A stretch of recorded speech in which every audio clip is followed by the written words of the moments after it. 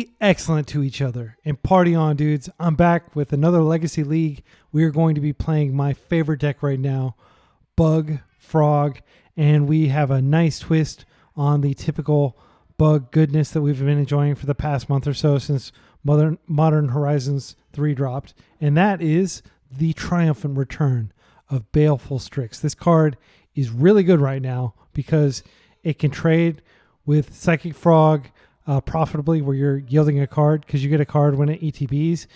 It can trade profitably with Eldrazi's. It can trade profitably with anything that doesn't have trample, basically, or first strike. That's most of the format. And if you play a Baleful Strix, you can even just hang it out there and chill, and Tamiyo can't safely attack into it to get her clue token. So very powerful card. So I played this once before on the channel, and you can go watch that if you want. The only change that I've made to the deck since I played that was I took Shielder's Edict, very powerful removal spell, and I moved it to the sideboard, and I put in a Murderous Cut. So now we have 6 1-mana removal spells in our deck.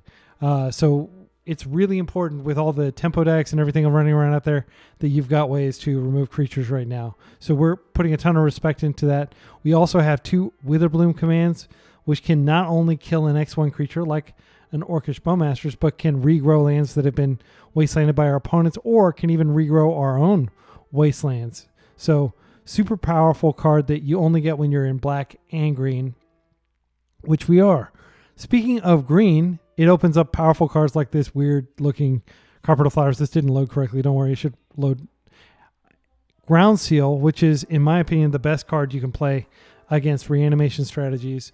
It is 2 mana, so as a nod to the fact that sometimes you don't have 2 mana and you need to exile their graveyard turn 1, we also have now Spellbomb, which can also draw a card but is more limited. Ground Seal really does just stop graveyard play completely. It can even stop Life from the Loam. It can stop a lot of abilities, and it protects your URO, which is how you're often winning. So the win cons for this deck, again, URO, Titan of Nature's Wrath, Psychic Frog, and of course Tamiyo ultimating, which does happen from time to time. -7 loyalty, draw half your deck. The game is going to be over, but it's not necessarily over if they have an Orcish Bowmasters. It'll probably be over, but you'll probably lose. So you have to be very careful about when you use this ability. And if you want to see me being extremely cautious around this, I got her up to like 11 loyalty because I knew in my heart of heart that my opponent had a Bowmaster, and they in fact did. And I waited until I assembled the enough removal and counter magic to be able to stop their Bowmaster from triggering 20 times when I drew half my deck. So you can watch that if you want. Leovold, Emissary of Trust. I brought this into my sideboard because I'm playing a lot of control mirrors. There are a lot of, I played against this Miracle deck twice yesterday. I have, of course, Pernicious Deed, one of the best removal spells ever printed. It doesn't kill Planeswalkers, but it kills everything else. And out of respect for the very tempo-heavy format, we're playing 2 Carpet of Flowers. We're playing 2 Hydroblast, which usually come in against Moon Stompy and Painter, but can also come in against Delver. And I'm playing a single Dress Down and a single Shielder's Edict for Karnforge type decks and things like that. And this card is really good against the Eldrazi Menace. Not only can you counter the Eldrazi, but you can counter the cast triggers that many of the Eldrazi have. Very light tempo plan with 3 Dazes and a Stifle, and of course the 4 Force of Wills, Cantrip Suite, conservative mana base with 3 Wastelands, and I think it's 9 fetches and 8 fetchable lands. So we really do want to be able to brainstorm and find those fetches so that we can shuffle our library. And I find that playing 9 fetches reduces brainstorm luck quite a bit. It dramatically improves your probability of hitting a land. So that's the deck tech. Let's jump to the matches. I'm going to play 5 full matches. This should be a lot of fun. I comment every single thought that enters my mind. So hopefully you're learning as you're watching me. Even if you see a play that I do wrong, if you see a play that you think I mispiloted the deck, please leave a comment. I value any feedback you have on my play because I'm trying my best to get better. And with that, let's battle. All right, we're up against Delver. I hardly know her. In round one, this player is piloting the very popular blue-black tempo deck. You can watch me play some similar decks, but not with Nethergoyf. I have played with Nethergoyf. I just didn't find it that impressive, but I am going to give it another try. If you want to see me play this exact deck, I can play it. A lot of people are playing this right now. So we have to look forward to Tamiyo, Baleful Strix, also on the Strix tech, Psychic Frog, and I don't see any Orcish Bowmasters. Okay, here they are on the sideboard. So yeah, 2 Stifle to be aware of days. They 5-0'd with this list yesterday, so they're probably on it still. They don't switch decks too much in Legacy. Well, they don't even play that much Legacy. But I expect this player to be very skilled, and I'm excited to go against them. So I wish them good luck, have fun. We have won the die roll. Or did we win the die roll? No, we did not. Okay, so we're going to be on the draw. This is a really good hand, though. I'm going to keep this, especially knowing that they don't have Orcish Bowmasters for game 1. Orcish Bowmasters being the Achilles heel of this deck that draws a lot of cards. All right, so I'm going to play this out, and I'm going to hope that they don't stifle me, but I'm not going to ponder here. I don't think it's worth pondering right now. I'd rather just take a turn to draw, reduce the likelihood that we get dazed. All right, if you hear some loud noises in the background, that is my daughter. She's very high energy. All right, they're not doing anything here. I think we could go for a fetch here to get a surveil land. And if they stifle, they stifle. I don't want to fight this stifle. I want to fight the next stifle. Okay, so we're definitely going to want to get an island here. And I have double force if they have a second stifle. Okay, they don't. So now we're going to do island, and now we're going to do ponder. Unfortunately, we can't keep these. We really do need lands here. We got a land. Rewarded for having lots of lands in our deck. Rewarded for having our basic island in our deck. I've definitely considered, like, we're playing 3 colors. Our deck's really color intensive, lots of colored pips. Do we want to ditch the island? But this is an example of a game where we would most likely lose if we didn't have that. So this is fine. This is a defensive card. I don't have an easy way to get rid of it right now, but if I get like a Witherbloom command later, that'll be a great way to get rid of it. So I think here they're not applying any pressure. If they want to attack with it, that's fine. I just don't want my cards to get dazed. So I'm playing extremely conservatively. In step, I probably will, unless they play a face-up wasteland, I probably will go and fetch a surveil land. And we'll get the blue-black surveil land since we don't really need the green. And we don't need to reveal that we're on green here. Our opponent is considering potentially playing out a Psychic Frog, doing a wide variety of things. If they play out Psychic Frog, it may be like a Force of Will pitching Daze situation. Because if they get Psychic Frog supremacy, things go downhill very quickly. Another Goyf is fine. It's a 1-2 currently.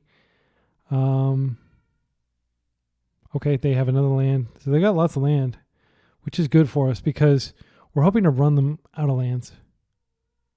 Get Undercity Sewers. I would love to find more land here. That's a land. We're going to keep it. I am going to just raise them a Baleful Strix. 2 can play that. And this should abate the Nethergoyf for a turn or 2. They may daze my ponder, which would be super aggressive, but I am going to ponder because I do want to set up land number 3 in case they have a wasteland. I guess technically land number 4 or land number 6 or whatever land we are on right now. Okay, there we go. I think I'm still going to cast this ponder though. Maybe we don't because we don't want to get our Force of Will dazed. That would be bad. I think I'm going to do this because they may attack and then play out the Psychic Frog, and I'll just take this if it's not a lot of... Yeah, that's fine. They're playing very carefully, and I can tell they're a skilled player just by like where they're stopping and where they're thinking. Not to be too overly complimentary to my opponent, but a lot of people that play Modern are really good because Modern's a very like semi-solid format in the sense that like it's not about brewing, it's about playing the established like really good decks well. Okay, so I think I take a second daze here. I know that might seem weird, but I'm going to draw it eventually. I don't want to force if I can avoid it. I don't want to daze down to nothing. Okay, I need to make a decision. So Fatal Push is very good here. I'm going to go Underground Sea, which I'm not going to play out for at least a turn. Fatal Push, daze. All right, and we'll pass. So what would I cast daze on? I don't know that they would even have anything that is daze worthy. But like if they try to end step, kill my Strix or something like that with like 1 mana floating, I don't think they're going to play into daze at this point. They might. It's worth noting that like Baleful Strix technically put me up a card, but I'm going to let that resolve. And I'm going to hope that I can just daze if they try to double spell. They have 5 cards in their hand. Okay. Wasteland, totally not surprising here. They are choosing to attack in, and I am going to choose to block. They can recur this, but I don't want to take a bunch of damage unnecessarily. I could attempt to double daze this.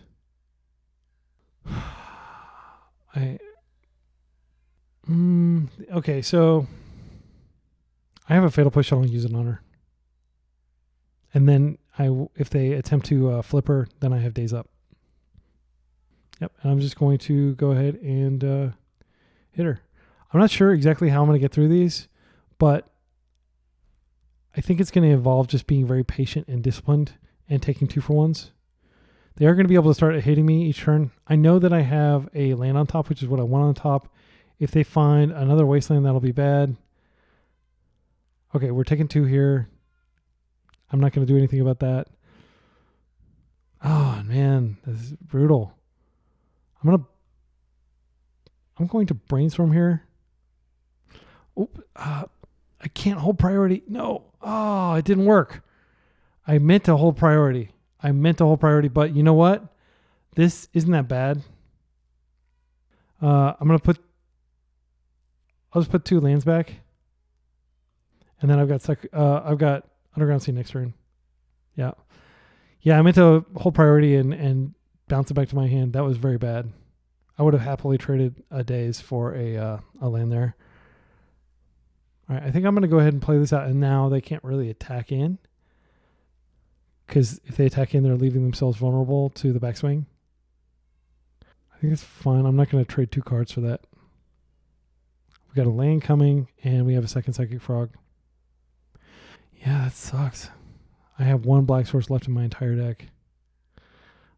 Yeah, I can't do anything about that. No daze trick here. All right, they're attacking in. Yeah, I'm not feeling favored at all, considering that my next card I know is dead. So I might just die to these, Strixes. All right, we'll play that out. URO is still a path to victory, even if we get shut off black. It's not the end of the world, but it's feeling like it. At this point, I probably do have to force. If I can't double daze, if I can successfully double daze, sure, I'll double daze a Psychic Frog. But yeah, I can't imagine double dazing anything here. They can bring Nethergoyf back too, which is going to do a lot of damage. And let's see, how many times can they bring it back? I think they got sorcery, instant, creature, tons of land. That is a force from me, dog. All right, they've got 1 card left in hand. So let's see. We're drawing wild here. URO can break this open at any point. We just have to wait and hope that they don't draw Wasteland number 4. Stifle would also be good if they can draw that. Just going to take the damage, and then we're going to see how long it takes them to realize they can return the Nethergoyf, which we can't deal with. Yep, I'm not going to counter cantrips here. They're up on time. They are up a game. Yes, they did find the Wasteland. My goodness. Yeah, I'm just going to let it happen. And they found, what did they find? Oh, they're just bringing that back. I don't know that it's worth killing this, but Okay, so what I'm gonna do is I'm just gonna play 1 daze, and then I'm gonna daze the second one. They've got 1 card left in hand. Okay, I'll just daze, returning this to hand. I'm like dead in 2 turns anyway from this, and they can just do this again next turn, but I'm buying myself a turn by doing this. We're looking for, I mean, that would have been helpful before we got wastelanded 4 times. Yep, all 4 wastelands and a stifle. It's just been brutal. At least we don't have to worry about wasteland number 5, but we've got 2 turns left, even with just the limited pressure they have on the table here.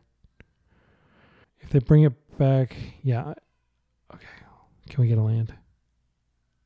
No, I'm just going to concede. There's no way we're coming back. Well, I'll play out the last turn.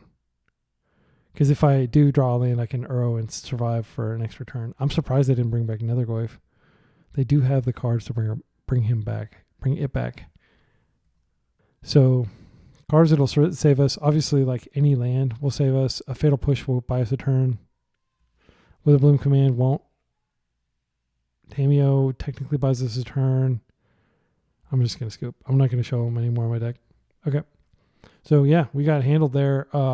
It's a testament to the power. Like, even though we had tons of land in our hand, I'm not sure, did we ever actively put back a land? Did we surveil a land away? I don't think we did. So these carpets are going to be good here. Leavold's going to be good. And Shield is very good in these matchups. I mean, you could definitely say Deed can like help us from behind. Deed also blows up all of our stuff though, and it doesn't blow up a flip Tamiyo. I don't think we bring that in. Also, I'm not confident that it'll resolve, and I'm not confident that it won't get stifled. Cards that we can take out on the play, I'm going to take out the Forces. I feel like they're pretty bad. Yeah, I don't see anything else to cut. So I'm going to definitely be the tempo deck this time. I'm on the beatdown as the deck that's on the play in a pseudo mirror. This is pseudo mirror, a mirror for which we should be favored and advantaged. They are going to board in 2 Orcish Bowmasters, but we have lots of removal. Leavold is quite good against Bowmasters because it disincentivizes them pinging us. Because, I mean, we can just like draw as many cards as we want with the Leavold out. Yeah, I'm glad with the sideboarding situation. All those cards that I boarded in felt really good. This is definitely a keep. So what I'm going to do is I'm going to just I'm going to play Tamiyo, and I can flip her next turn, and I'm going to hope that they don't have a wasteland. I don't think they'll wasteland a Tamiyo. Or I don't think they'll wasteland into Tamiyo. They might. If they do, then I can definitely flip her. Because they won't have Daze Man up. It's fine. I'm going to see what's on top of my deck. Get more information about my deck. Okay. Them playing at the land instead of the wasteland makes me think maybe they saw a land on top of my deck. I can only hope. I want as many lands as I can get in this matchup. Or a carpet. I will save her. Protect her, rather. Okay. She is protected for now. Let's see what we draw here. They draw a card. We get our card. That's a good card. I mean, this can go get a basic island. I think we just play it out. We attack to create a token, and we pass. Okay, wasteland. All right. I don't want to fetch into a wasteland. I think I'll just wait. Stifle's pretty good. I do want to play out a land. I think I'm going to play this out, and I'm just going to attack. I want to play that out in case I need to brainstorm here. I'm not going to brainstorm, though. I'm going to wait until they attempt to remove her. And if they attempt to wasteland me for some reason, I will have my stifle up. Just going to play super patient. Like, we have... I'm going to brainstorm here. Should I brainstorm? So I brainstorm, it leaves me open, but brainstorm is a dead card in my hand. I think I let it resolve and I just push. Gosh, but if they are able to stop me, stop my push somehow with like a force, it's really, really bad. But if they're able to attack, this is the end step. Yeah, I think I just had to let this resolve and push it after they ping me. I think I do push now just to reduce likelihood of them drawing like a or having some card. Okay, good. That's 1 out of 2 Bowmasters accounted for. Great. A second wasteland. So what I'm going to do here is if they attempt to waste, I will fetch an island and then I'll attempt to stifle. We'll just hope to play on blue mana for a while. Every time I fetch it, I'm technically taking a land out of my deck and reducing the chances. And it looks like they're going to maybe wait till my upkeep, which is smart. Oh, no, not another one. All right, well, I'm going to go ahead and get my island here. And I'm going to attempt to brainstorm just to get this out of the way. I will flip Tamiyo and I will be able to ultimate her. Or not ultimate her, but, plus her. If they daze this, I'm totally fine with that. Okay. We found a ton of land. This is a huge relief. Okay, so I'm going to put back this. I think I'm going to put back both of these. I'm going to redraw one anyway. Because I can't really be, using her, using those with that out. And I'm just going to hope that they wait until my upkeep for some crazy reason. I can't think of why they would do that. Okay. Yeah, they do a damage to her. Yeah, that's pretty good. Yeah, I can't do anything about that. All right. So we're going to draw. I'm going to plus her immediately. Play out. I think they may have already seen the polluted delta, so I'll play that out now. And I'm going to pass. And this is big enough to tango. So, yeah, she's going to go negative loyalty here. -1 loyalty when they attack. All right. That's fine. I'm going to fetch in the end step to try to bait them. Yeah, I think it's fine. I need to fetch now, and I want to get a Undercity Sewers to bait the potential wasteland here. I mean, that doesn't actually get us closer to where we need to go. They may daze this. Okay, it worked. All right. So we could wasteland them and they may not have any lands for a few turns. Kind of like doing that. They're going to be able to amass.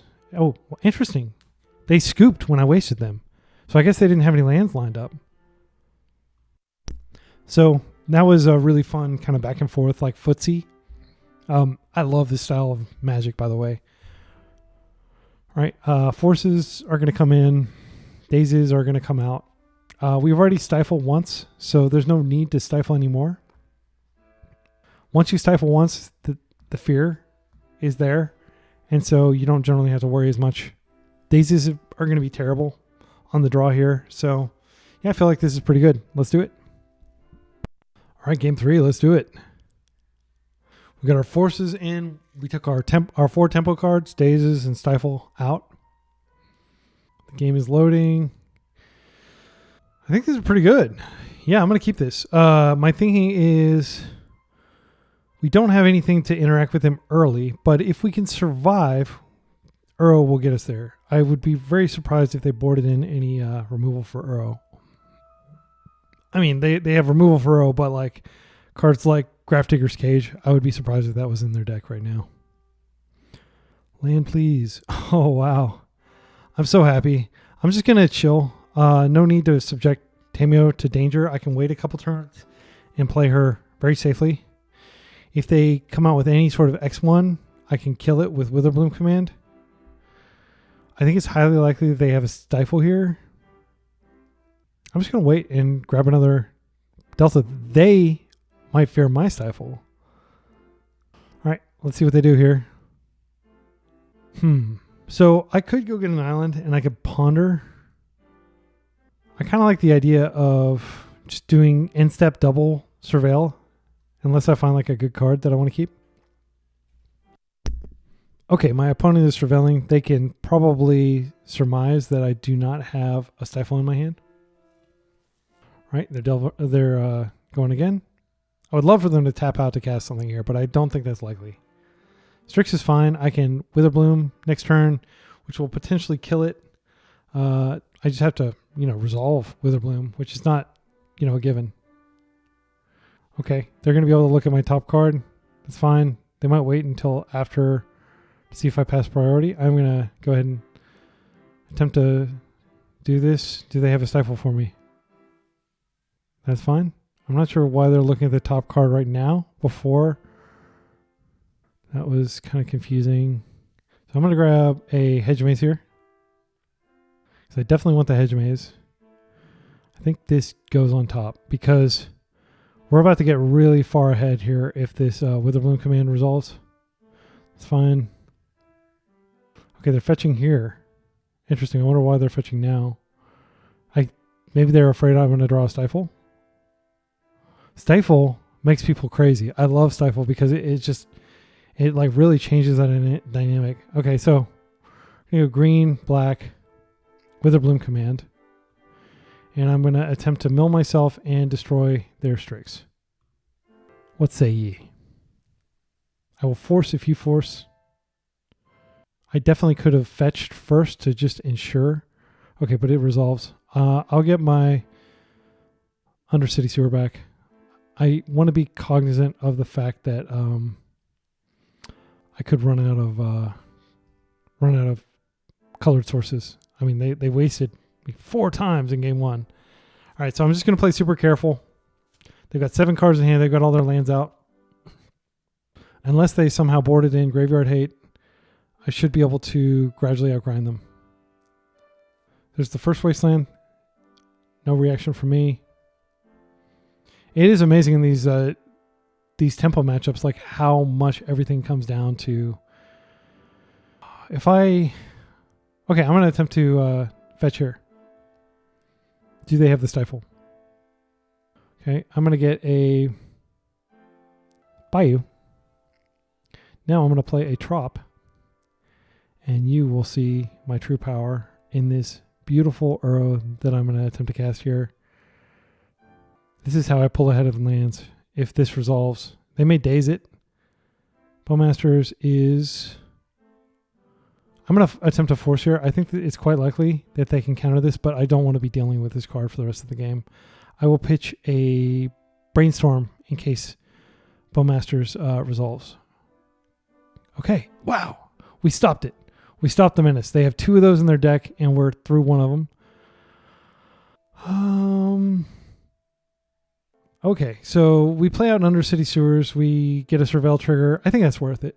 I'm not going to bluff that I have a second force, even though I do now have a second force. And that's going to go on top of my library because that's a very good card in this matchup. And we'll pass. And if they have like a surgical, like they did the Soul Read, they saw the green source, and they're like, oh, they're definitely playing URO, then I will clap for them. And they will get an extra card off that surgical. But if they don't have surgical right now, I feel pretty favored. Even if they wipe my graveyard through some other means, I still feel pretty favored. Psychic Frog's okay. Psychic Frog is powerful, but not URO powerful. So I'm going to go ahead and blue, green, green, blue, URO. We're going to go 1, 2, 3, 4. Did I get the creature out of there? Yeah. And I'll get rid of... It's so hard to tell what I've actually clicked on here. Did I click on that? No. That? Okay, we did it. That was harder than it needed to be. If they daze here, I have fetch. If they stifle my fetch, I have force. I'm going to get this URO into play. It's fine. They made double daze, which does hold it back for a turn. I definitely feel like I should have attempted to fetch first, just before I did anything. Because if they do have stifle into daze, I'm in pretty big trouble. I don't believe they have any way to exile this from their... Let's take a look here. Unlicensed Hearse is unlikely to be in the deck. Now Spell Bomb. Okay. It looks like it's coming in. And I will protect this with my force. I am going to play that out. And now their tempo plan is largely undone. I could also play out the Tamiyo.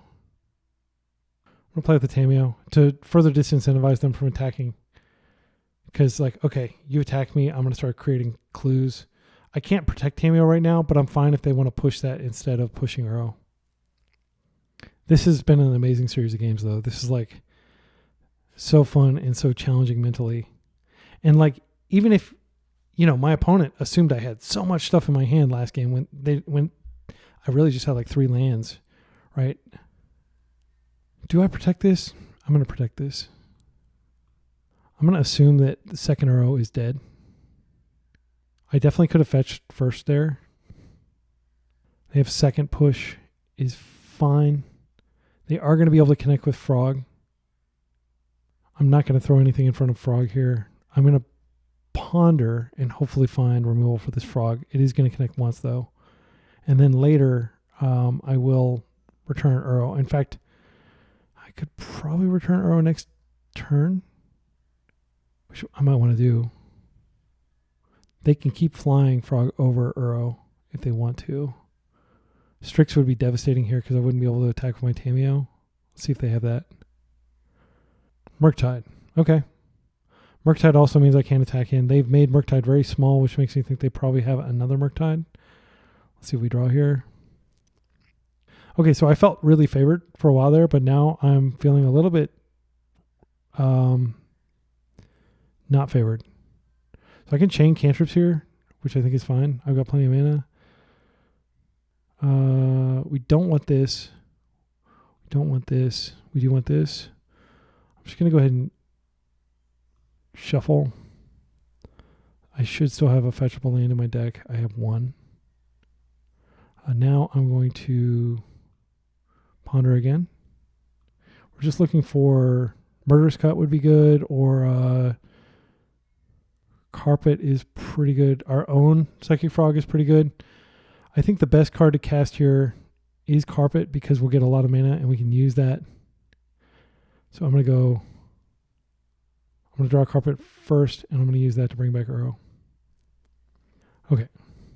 Oh, and I could have probably thought about that more, but I wasn't going to attack in anyway. So I'll go ahead and plus her so I don't forget. Now we're going to attempt a Carpet here. And we should be able to both return URO and get Murktide out. So I'm going to go to combat. We're going to add blue.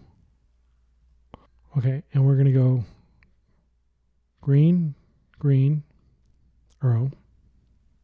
1, 2, 3, 4, 5. I'll keep it Witherbloom in the graveyard because that is a really good card with Tamiyo. Like you get the mana as well. Not that we're like starving for mana or anything. Okay. I think I do put this land in. Okay. And now I have Daze Protection for when I Frog. And my opponent can attack me. They're going to probably have a second Murktide. So this is going to be a pretty big army here. But I'm going to be able to not do anything with Psychic Frog this turn, but if they attack with their Psychic Frog, I'll be able to do stuff next turn. Okay, they're pondering. Again, I'm not sure why they didn't. Maybe they don't have a second Murktide and they're looking for it. I've got 7 minutes on my clock to their 12 minutes. So, yeah. I think we have time to close this out. I think Carpet's going to be good here. I kind of feel bad flipping. I couldn't attack with Tamiyo. I want to create clues so I can draw cards. I'm going to draw cards off URO for sure. Unless they have like something that can kill URO, I should draw cards and gain life of that. If Tamiyo is not attacked for some reason, I'm almost certain she will be. If Tamiyo somehow survives to next turn with her loyalty intact, we can Witherbloom, and that can add a bunch more cards to our graveyard that we can use to escape URO faster. Our opponent's thinking very hard about this ponder. They did not shuffle their ponder, so we can expect probably another Murktide. That would be the best thing that they can have here. Another Fatal Push would be good. Okay, Murktide number... Oh, they're using Psychic Frog's ability with Murktide. Okay, that explains why. I didn't even think about that. The fact that they could use those two together. Okay, and they're going to probably kill Tamiyo here. Okay. I can't do anything here. I should have just probably F6 through this turn, which I can still do now. Yeah, I mean, like, I have no cards in hand. There's nothing going on here. Okay, they discard a card, a Daze, which is not going to do anything in this game unless I get really, really loose. So, yeah, that was a good discard on their part. Who knows what they have in their hand? Baleful Strix would be devastating. Nethergoyf is not a big deal. Nethergoyf is practically as big as Delver, or as URO. All right, so I'm just going to decline this trigger. Okay. No. So I'm going to discard this because it doesn't help me, and I'm going to attack with both. And yeah, I'll gain some life. Let me just grant the gift of flying here. And we're going to attack. I'm going to attack both at my opponent. And they can do a lot of damage on the backswing, but we are gaining 3 life. We're drawing potentially 2 cards. Okay, this is bad. So this can ping my URO, and then URO will trade with this Nethergoyf. Yeah, and they can't stop my frog, thankfully, but they're going to have a pretty big army. I'm not going to do this. I'm going to keep this in case I need it for my frog. Okay. All right, so they put 1 damage on that. Where did the other damage go to? Me? All right, or this card from Psychic Frog is going to have to be a good one. I'm trying to think of what it could be. Murderous Cut won't... Whoa, yeah, I have mana for Murderous Cut. Witherbloom Command is probably the best card because we can refill our graveyard. We can kill the Orcish Bowmaster. Witherbloom Command? Oh my goodness. I called it. You were here. You saw me call it. Okay, yeah. All right. Yeah. Well, gee, we're going to add mana here. We've got something to do here. I feel incredibly lucky to have ripped that. I'll just add green, I think is a good color. And we're going to go black. And we're going to Witherbloom. I will mill, and I will destroy this orc. Yeah, I'll get it back, sure. Okay, they're going to be able to hit us for a lot. There's not a lot I can do. Wait. This is so insane. What a freaking top deck. My goodness, it just put me back in this game. Okay, so we'll go blue, blue, URO, 1, 2, 3, 4, 5. I'm like shaking. That was such a lucky, fortuitous top deck. Okay. No, I'm not going to put a land in play. I am, however, going to play out this freaking Psychic Frog that I drew. What a draw. I'll play out this. It doesn't matter. I'm just trying not to run out of time here. Yeah. So you saw that. That was crazy. And that is a testament to Carpet of Flowers just producing tons of mana. Witherbloom Command just being an absolute unit. They can exile a bunch of cards and bring back their Nethergoyf. I think I've taken care of both of their Bowmasters now, unless they have deviated from their setup from 2 days ago. There are a lot of cards I can draw that are really live here, like Baleful Strix. I mean, look at my life count. They've been attacking me like crazy. Okay, Tamiyo's fine. I'll just discard a card to Psychic Frog to give Tamiyo, or to be able to deal combat damage to Tamiyo if they flip her. They have 1 card in hand.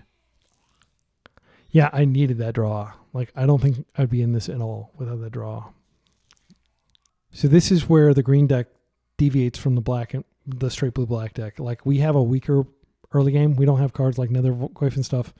But if we can kind of like take over, we can do some serious damage. Okay, so they're just going to try to out aggro me, which is a totally legit strategy here. I can't jump the frog in front of the Murktide. I can't really do anything. Yeah. They're, what are they doing here? What is their, oh, they don't have any cards left. They can return Nethergoyf, but it requires exiling with their entire yard. Okay, so we're taking 11 here. That's a lot. I am going to be attacking with both my creatures this turn. They do get a card. It could be a Fatal Push. It could be a Baleful Strix. That will end the game if they get a Baleful Strix. They're just going to return a Nethergoyf, which is not a big deal. It's really small now. It's going to be like a 2/3. Big enough to chump my Psychic Frog or potentially just deflect it completely. So I'll probably have to keep a Psychic Frog back.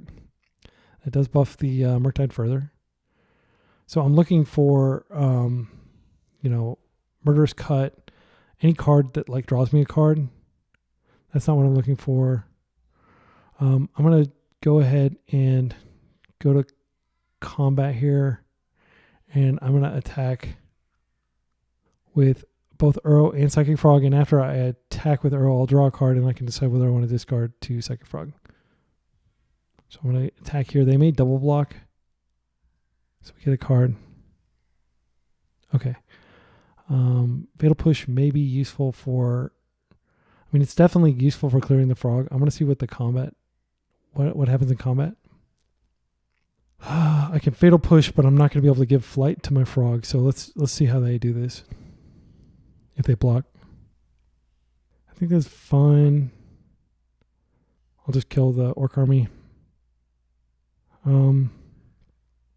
There's no way that they draw anything that I'm going to just wait until they attack with the Psychic Frog, and then I'll probably kill it. I don't think they can they'll draw anything that will save the Psychic Frog here. They may discard a card to give it flight and exile a card. That's fine. Let's see what they do here. They crack a clue immediately. Okay, they're pumping it. Okay, they're giving it flight. This is what I wanted. I wanted them to get rid of their graveyard and everything. Now I'm just going to push here. That was a very lucky top deck too. And they're going to be able to do a lot of damage. They scoop. Holy cow. That was an insane game. That was one of the best matches I've ever played in my entire life. I'm so thrilled that I got that on video so you could watch that. I feel like that Hail Mary Witherbloom command off the top was just so fortuitous, so lucky. Wow, that was an amazing game. I don't know how I'm going to top that with the league, but we're going to go to match 2. Stay tuned. If you enjoyed that, if you learned from some of my sequencing decisions, or if you're like, you lucksack, comment if you think I'm just a lucksack in the comments. I don't mind. I totally will acknowledge that was a 2. I think I had 2 Witherbloom commands in the entire deck. Did I have 2? Yeah, maybe just 1 in 30 cards, and I called it. I summoned it.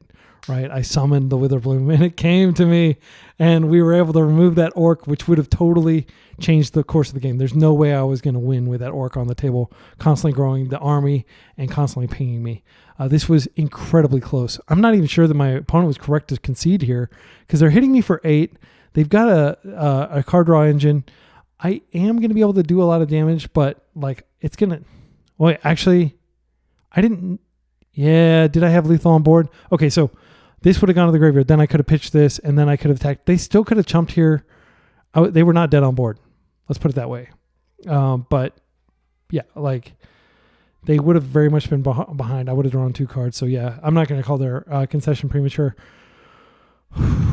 Okay, sorry. Okay, so let's go to match 2. Cheers. All right, we're back for round 2. I took 2 days off to work a whole lot, so I'm coming back into it kind of cold. Hopefully this match can be somewhat exciting, although I don't think it's going to approach the level of excitement we had last time. I didn't even know what I was doing. I just clicked keep. Luckily, I kept a very good hand here. This is totally solid. Let's see what Sentient T is playing. It looks like they're playing Tamiyo, but I can still try to pull them up. This is probably blue-black tempo. All right, it looks like they're likely on tempo. There weren't any recent results, so I'm just going to pass. I'm going to wish them good luck and have fun. And we are going to hope to... I'm going to probably play my own Tamiyo here and see if it gets countered, and I can always daze back if I need to. Do we want to get a basic? I think it makes sense to get a basic here because next turn we can deploy a Baleful Strix, and I don't want them to waste us off that. I think it's almost certain that they are playing Wasteland. All right, so our Tamiyo has resolved. So our board states are very similar here. They're creating a token, and they have any other plays. Playing a second land. Brainstorm to flip Tamiyo. I think we just let this happen. We have Witherbloom command, which can destroy Tamiyo when she's not a creature anymore. So we just need to ensure that that resolves. So I am going to need to ponder to try to find a land, but I do feel confident that we can resolve a Witherbloom command before she's able to ultimate. All right, they're fetching in their instep for some reason. Getting an island. All right. Maybe they realized that I could be playing Stifle, which I am. Yeah, I'm going to go ahead and attack here first. Doesn't matter. Can I always yield to those triggers? Those triggers eat up a lot of clock. Okay, so we got our clue. I think here, I'm just going to ponder. I want to keep lots of mana open in case they have like days and other, but it is very important that I find land number 3 so that I can Witherbloom, and I found it. So I think what I'm going to do here is I'm just going to stack it like this, and I'll take the second force. I don't think that hurts. It may not be a great card, but again, I do need to be sure to kill Tamiyo here. So I will be prepared to pitch, double force, even days, to ensure that Tamiyo resolves here. It's fine. All right, they have 5 cards in hand. I don't think it's likely that they have 3 different removal spells, or 3 different counter spells. So I'm going to go fetch. We're going to get a green source. Oh no, they have the Stifle. We do know that we have another fetch underneath this, so we could just wait a turn. They do have that Wasteland Chill in there.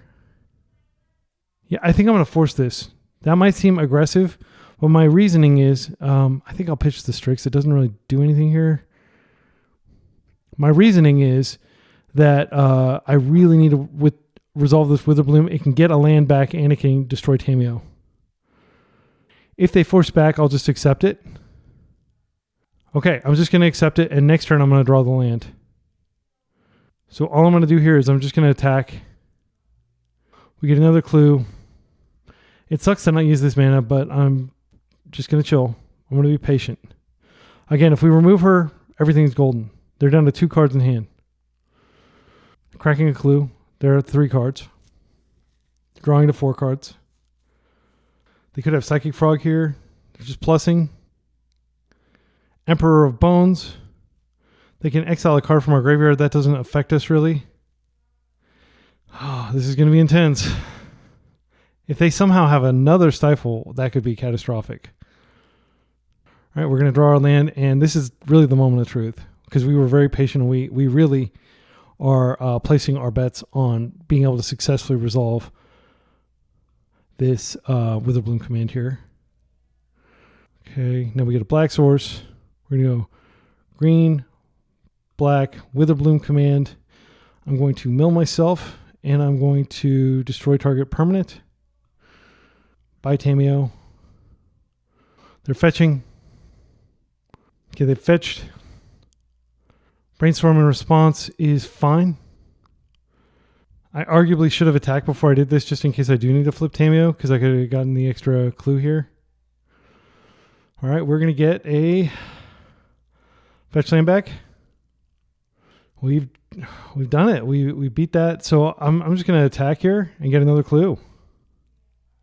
And of course, this can grow and it can do a lot of damage to us. I could go ahead and flip her, which would force them to attack. It would force them to adapt. Let's see. So they could basically pay 2 to adapt, and then they could attack in for 3 damage. But that would not kill my Tamiyo. I think it's fine to just keep her as is and hold up the Brainstorm as a way to flip her if I need to.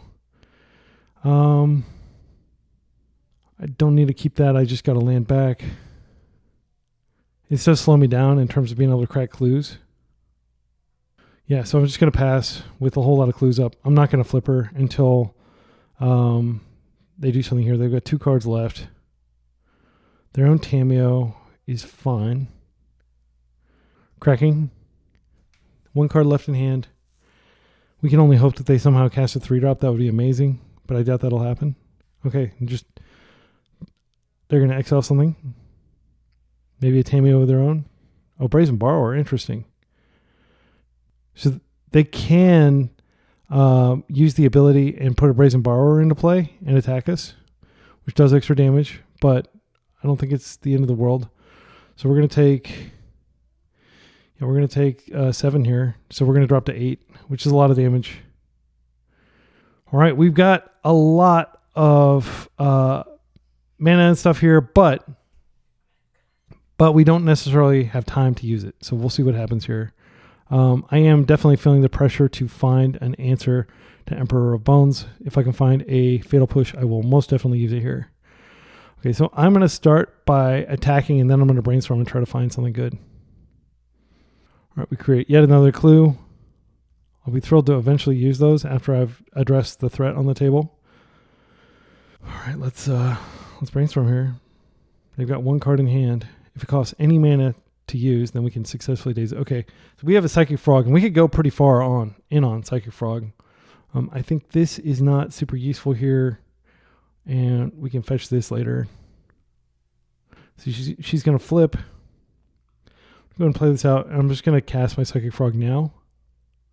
And if the last card in their hand is Daze, then we'll be in trouble. But if it isn't, I think we'll be okay. Because we're going to be able to crack so many clues over the next few turns that I think it may be worth just pitching to... we can definitely pitch one. Yeah, I think Tamiyo is almost certainly going to take a crack here. But they may be too scared to attack with Tamiyo because we can just jump the frog and block her. It's fine. They're exiling a Witherbloom command. Okay, they're attacking. What this says to me is that they probably have like a Fatal Push or something. Let's see. What is this attacking? Is this attacking me or is it attacking Tamiyo? This is attacking me. So we're talking about taking 3 total here. I think we just take it. And next turn we can potentially draw something with the clues. It is a little dicey because if their last card is an Orcish Bowmasters, that could be bad. It's a Psychic Frog. We have Psychic Frog Supremacy, but we're going to need to crack clues and find 2 different removal spells now. I think if we counter this, they have 1 card left, and it could still be a push. I'm going to let this resolve. I know that it may sound crazy. All right. Let's draw here. Ponder is very good. I'm going to start by pondering immediately. I'm just going to try to find Witherbloom command. Doesn't do, but Baleful Strix is quite good.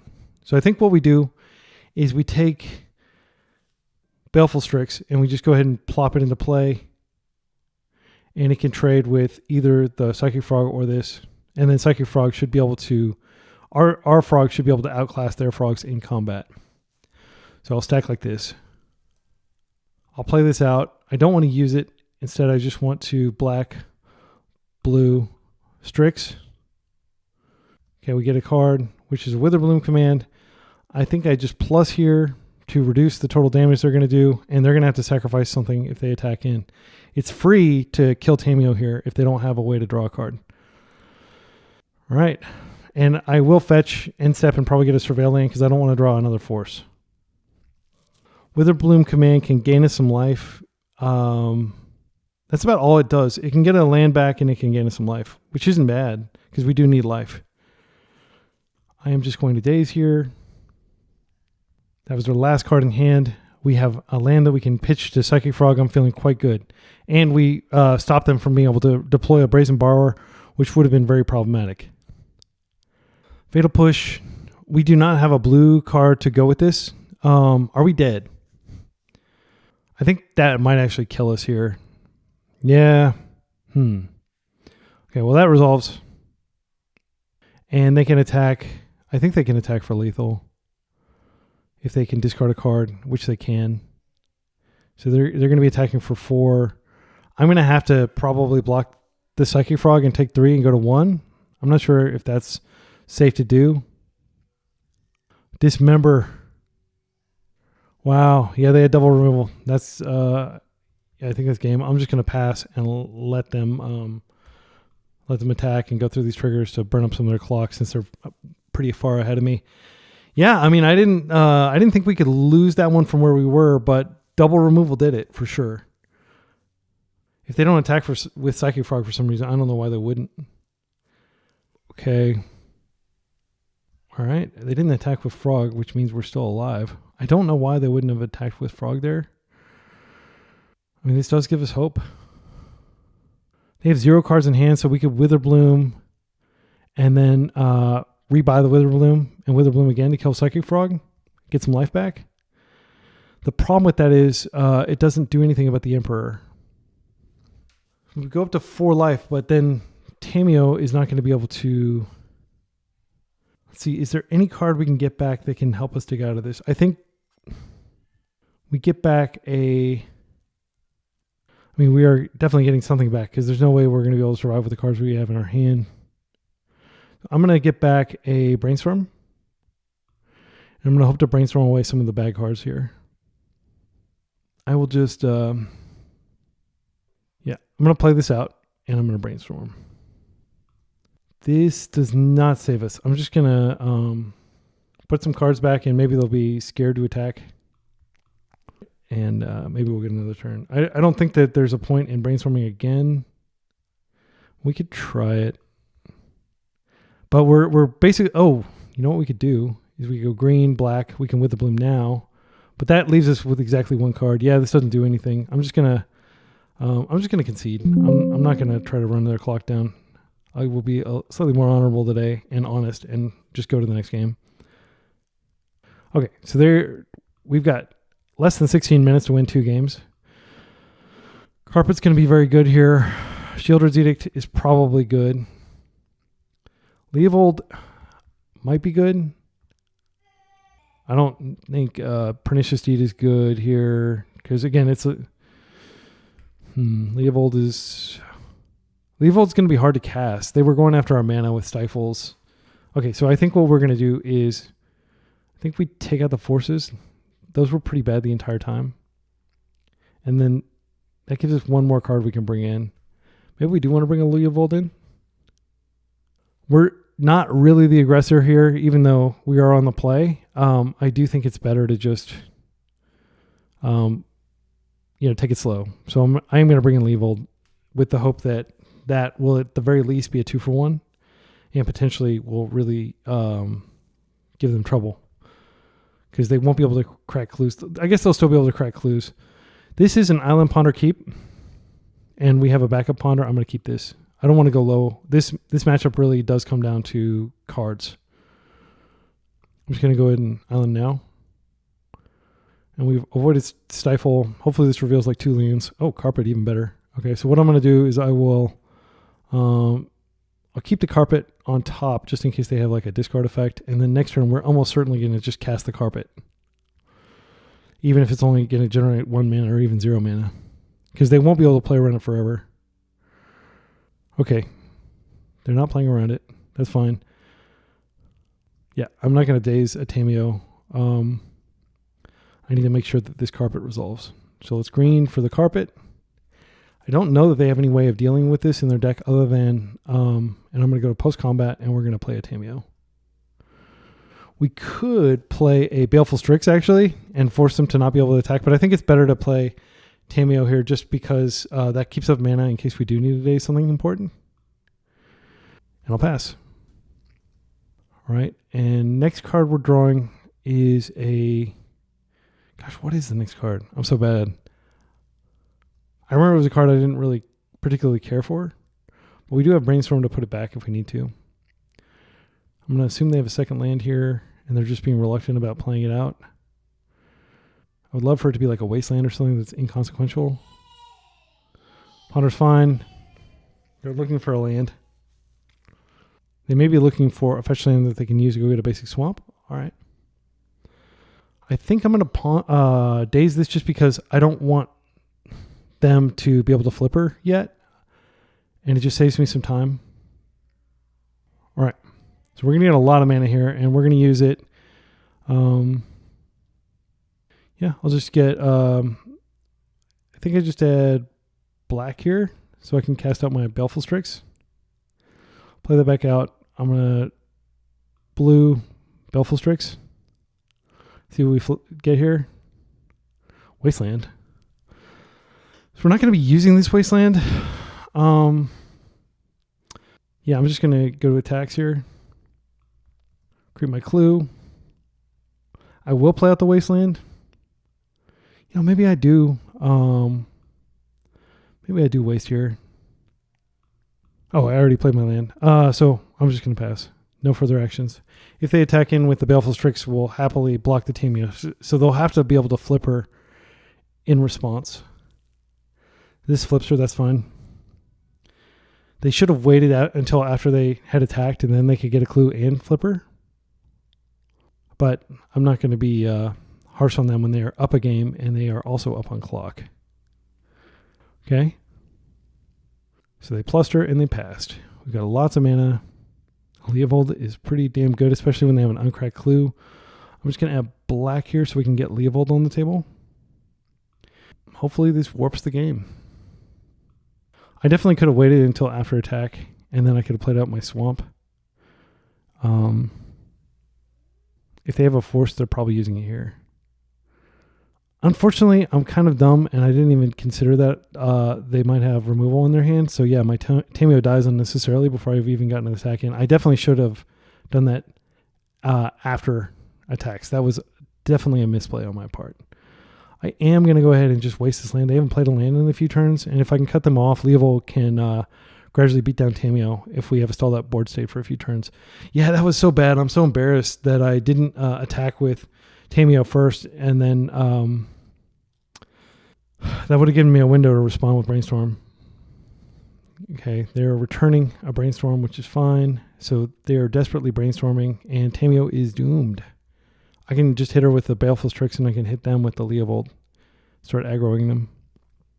Oh, wow. They conceded. That was great.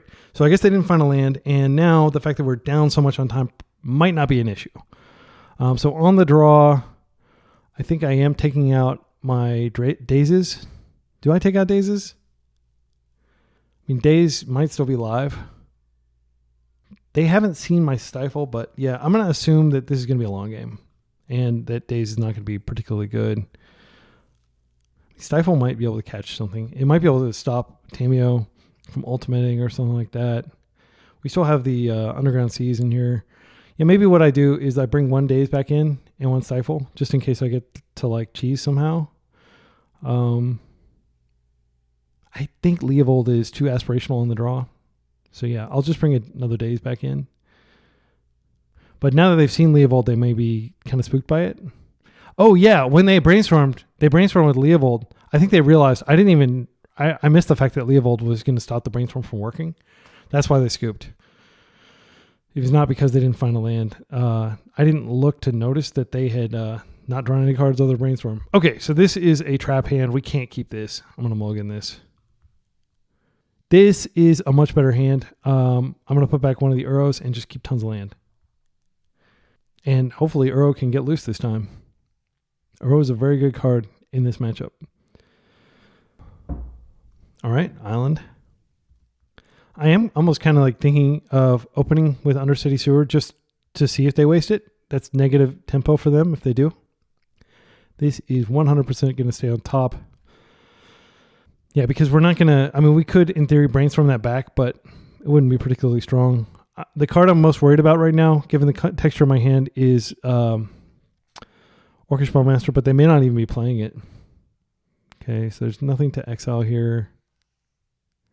All right, and I think I'm just going to try to curve out in tempo here. This is my opportunity to cast my black mana card.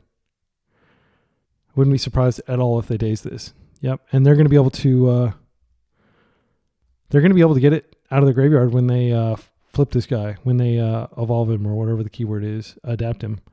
So they're going to get a draw trigger off of this, which is it's a very good card for them to be able to do that too.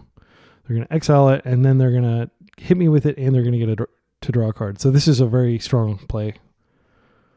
If they adapt it, for some reason they're not.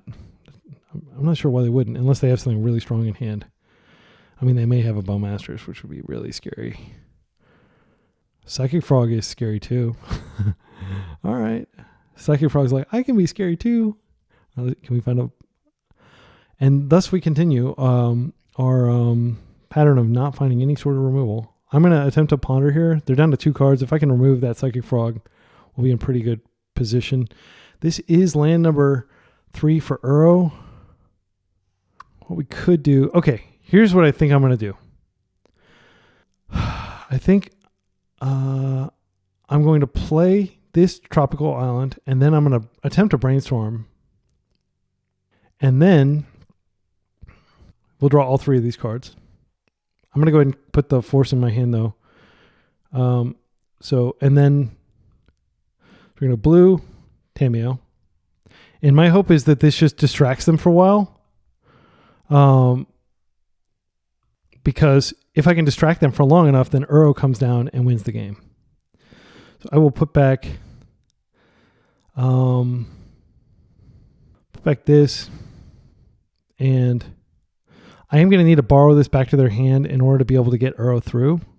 URO doesn't just magically come out of the graveyard. Like, I have to discard him somehow. What do I put back? I think I put back the borrower. Yeah. All right, this flips. I'm going to plus it. They can kill it this turn, potentially, if they adapt and if they attack and discard a card. And I'm very scared of forcing. I don't think they have a daze, though, because I think if they had a daze, they probably would have dazed that brainstorm to prevent me from flipping her, but maybe they're cool with me flipping her. If they are adapting, which is fine. It's going to give it some power. This will come in, they'll draw a card, but they will not... They'll not be able to do any damage with that. They're going to have to discard a card to Frog to be able to kill Tamiyo this turn. Yeah, I'm definitely feeling behind here. If Emperor can exile URO, I'll be really, really sad. Yep. And so they get the minus ability. They're going to discard some cards here, and they are going to successfully kill her. So you could definitely argue this was a bad play. Maybe it was.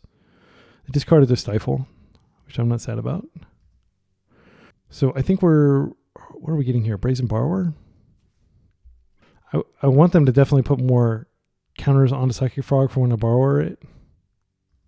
Okay. Yeah, they're up to 4 cards in hand, despite having a much better board presence here. So one thing I can do is I could brainstorm, put away the Force, which I don't think is going to be good this game.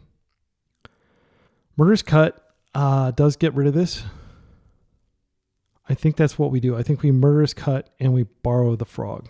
And we hope that they don't have a daze. I'm going to put this back.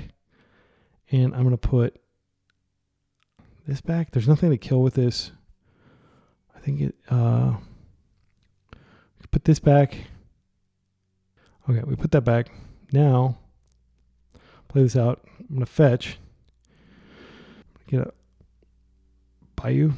Just to make sure that I have my colors here. Now I'm going to, I think we cut that, we cut this, and then we borrow this back to hand.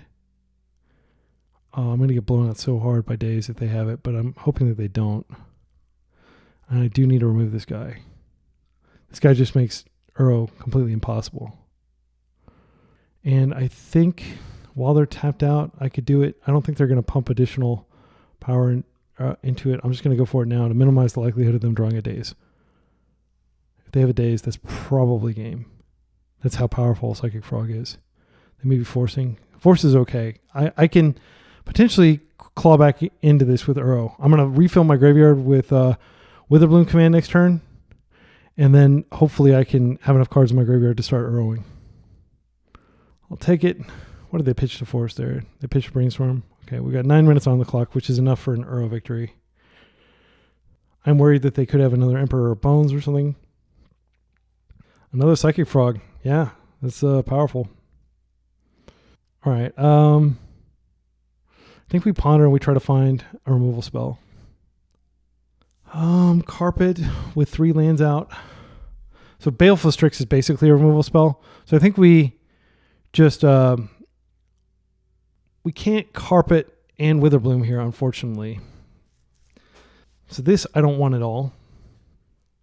Oh, yeah, we can. So I'm going to Baleful Strix, and then I'm going to hope that Baleful Strix resolves, and then if it does, I'll cast the Carpet. Black, blue, Strix. Okay. Unfortunately, I can't do anything with this, so I might wait a turn just in case they have a daze, but I'm gonna go for this. Okay, it resolved. All right, are we going to be able to claw back into this with our squirrely little URO here? No, I'm not going to use the ability, and I will pass to their turn, and hopefully they won't have removal for my Baleful Strix, otherwise they're going to be drawing 2 cards instead of just 1. But I think with the amount of mana we have online, we're going to be able to Witherbloom and URO at least once. Yeah, they do have removal. Okay, so they're going to get 2 cards here. The damage isn't that big of a deal, but the card draw is. They're going to get 4 damage in, which is something I can undo with, you know, a single URO cast. Basically, I'm practically back to up to, okay, so we're taking 3 here. Okay, so we only took 3, not 4. So yeah, this is a single URO hit to recover from that. I am worried about like potential sideboard cards, but I haven't shown them URO this entire match. They're feeding my carpet, which is great for me, so I can, Barrogoyf is fine. Our URO is going to be able to overpower that. We're just going to need a lot of mana here. All right. So force, I didn't want that, but we have it. Okay, so I'm going to add this. I'm going to go, I need to add green. So green, and then I'm going to go black, Witherbloom, and I will drain them for 2 life. Okay, we get a Misty Rainforest back, which is great. And we can play this. So we're going to need, so we can go blue, black, and then we've got, so we're going to need to go get another blue source. I'll just get another Underground Sea here. I'll get another drop, I guess. We'll go blue. If they have so much as a daze, this entire plan falls apart here because we need exact mana. Well, not anymore. Okay, and now we're going to go blue, blue, green, URO. We'll exile any creatures we have since they have the ability to potentially bring those back and we don't. And I'll exile the land and yeah, sure, the ponder. Done. Okay, we're still in this game. If we draw a blue card, that would be amazing, and we'd have force around days. I think I'm going to play it out. Yeah, we're just amassing so much mana. We can get a Surveil land, and we can potentially bring back URO next turn. Do we want to waste them? Yeah, I'll just waste them as well to restrict their options slightly, and we'll pass. They're going to have to do a lot of damage. I will happily trade with bury the Barrogoyf over there. Graveyard Hate is the card that can flip this for them. That's fine. I am not going to die this turn. They are going to be able to bring back... Oh, they can bring back Emperor of Bones. But that happens after the attack step, so I don't think they get the ability. So I will be able to bring URO back again, but it's going to be tight and dangerous. Oh wait, they won't be able to bring back the URO, the Emperor of Bones. Sorry, I misspoke there. So they're going to draw 2 cards, and they're going to mill and potentially flip a card that they can bring back. They didn't mill a creature. That is super lucky for us. Okay, we're still in a bad situation. I am glad I restricted their options a little bit. They've got a lot of cards in their hand. So I think that was a good wasteland. Tamiyo is fine. All right, I'm going to go get a Surveil land here. We got 2 lanes left in the deck, worth noting. Brazen Borrower is definitely something we want to keep around because we can both activate and cast probably with all the mana we have here.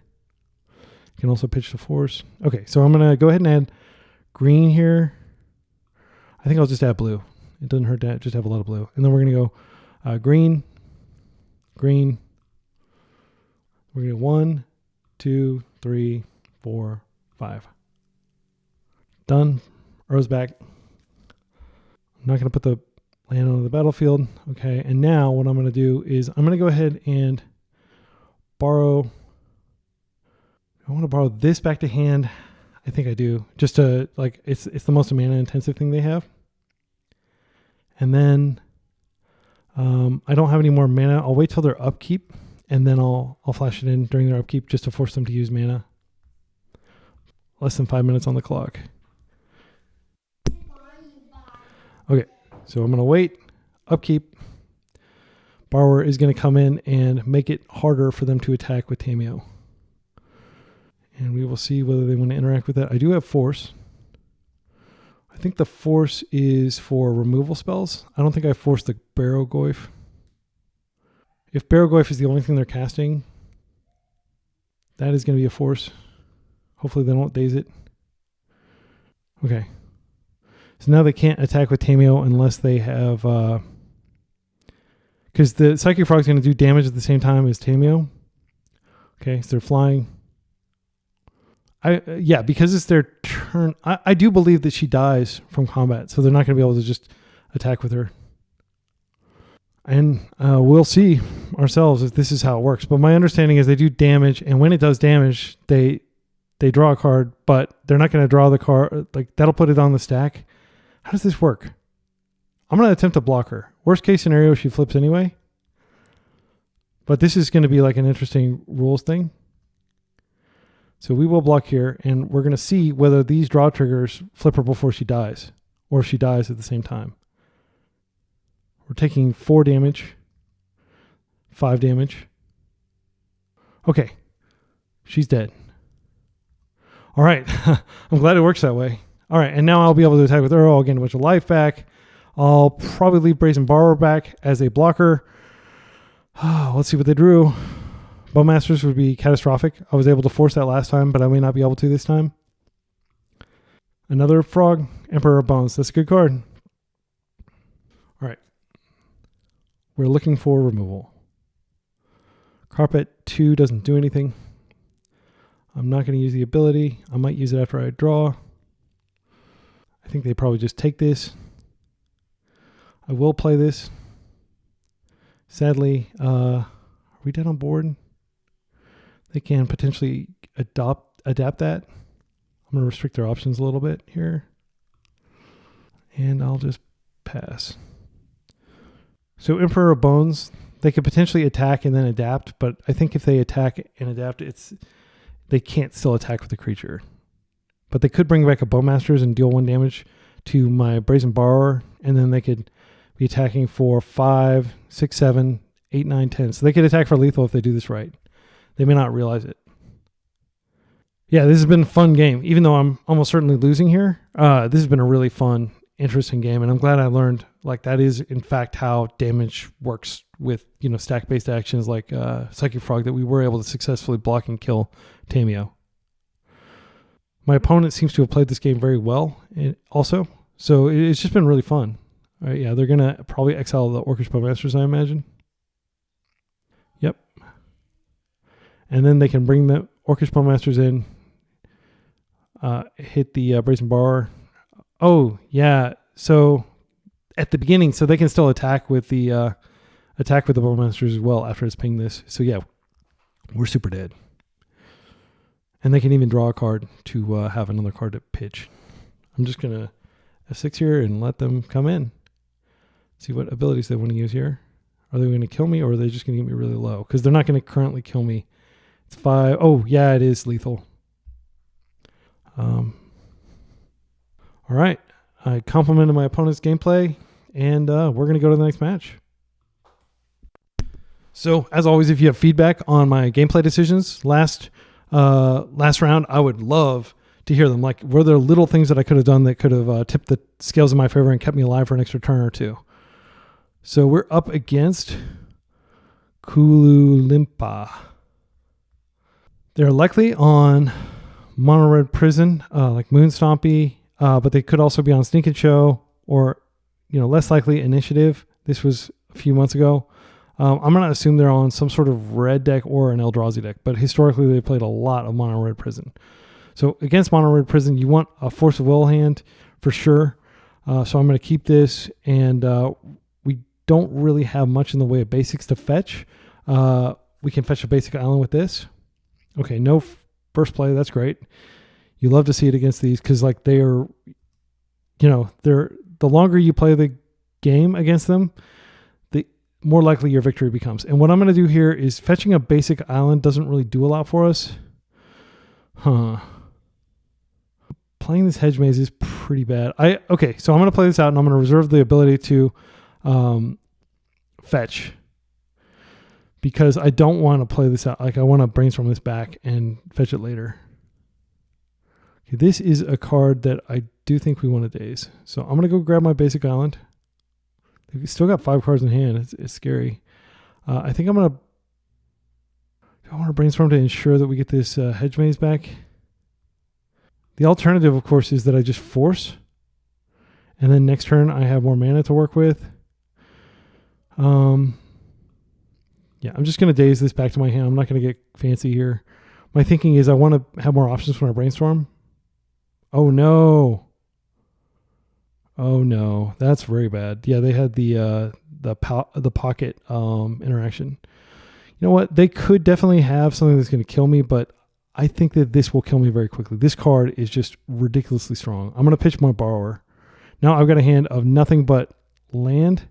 I am going to go to my turn, though, because I want to see an extra card in Brainstorm. So I think I'm going to need a shuffle effect anyway, but this could be the only... No.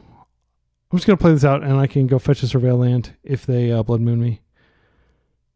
Yeah, like my hope for winning Moon Stompy on the draw, very low.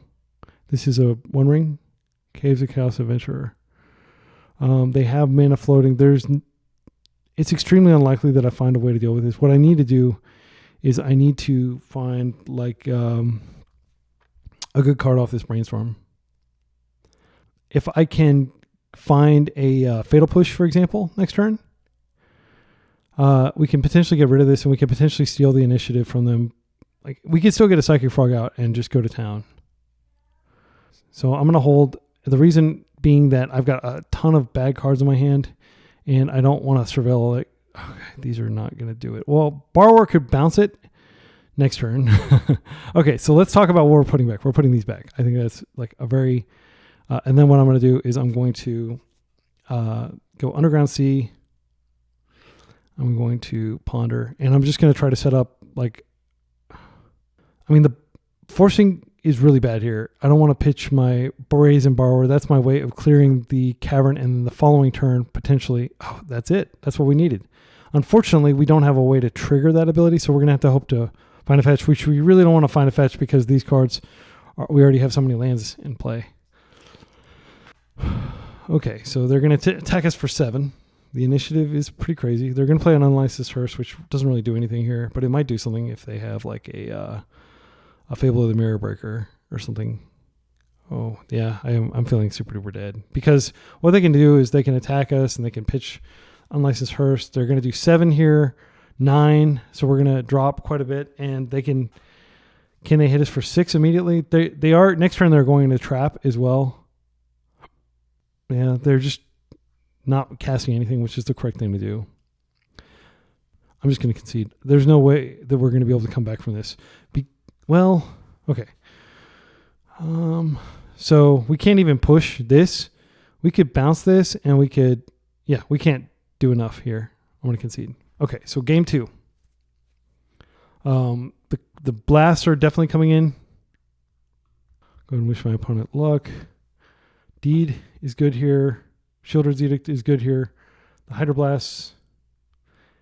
Consigned to Memory is not embarrassing, but I don't like it. So I'll probably bring these in, and then cards that are coming out.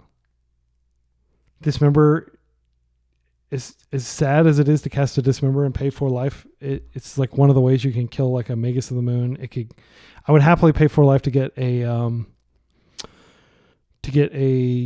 Broadside Bombardier out of play. Stifle's terrible here because they don't have any fetch lands.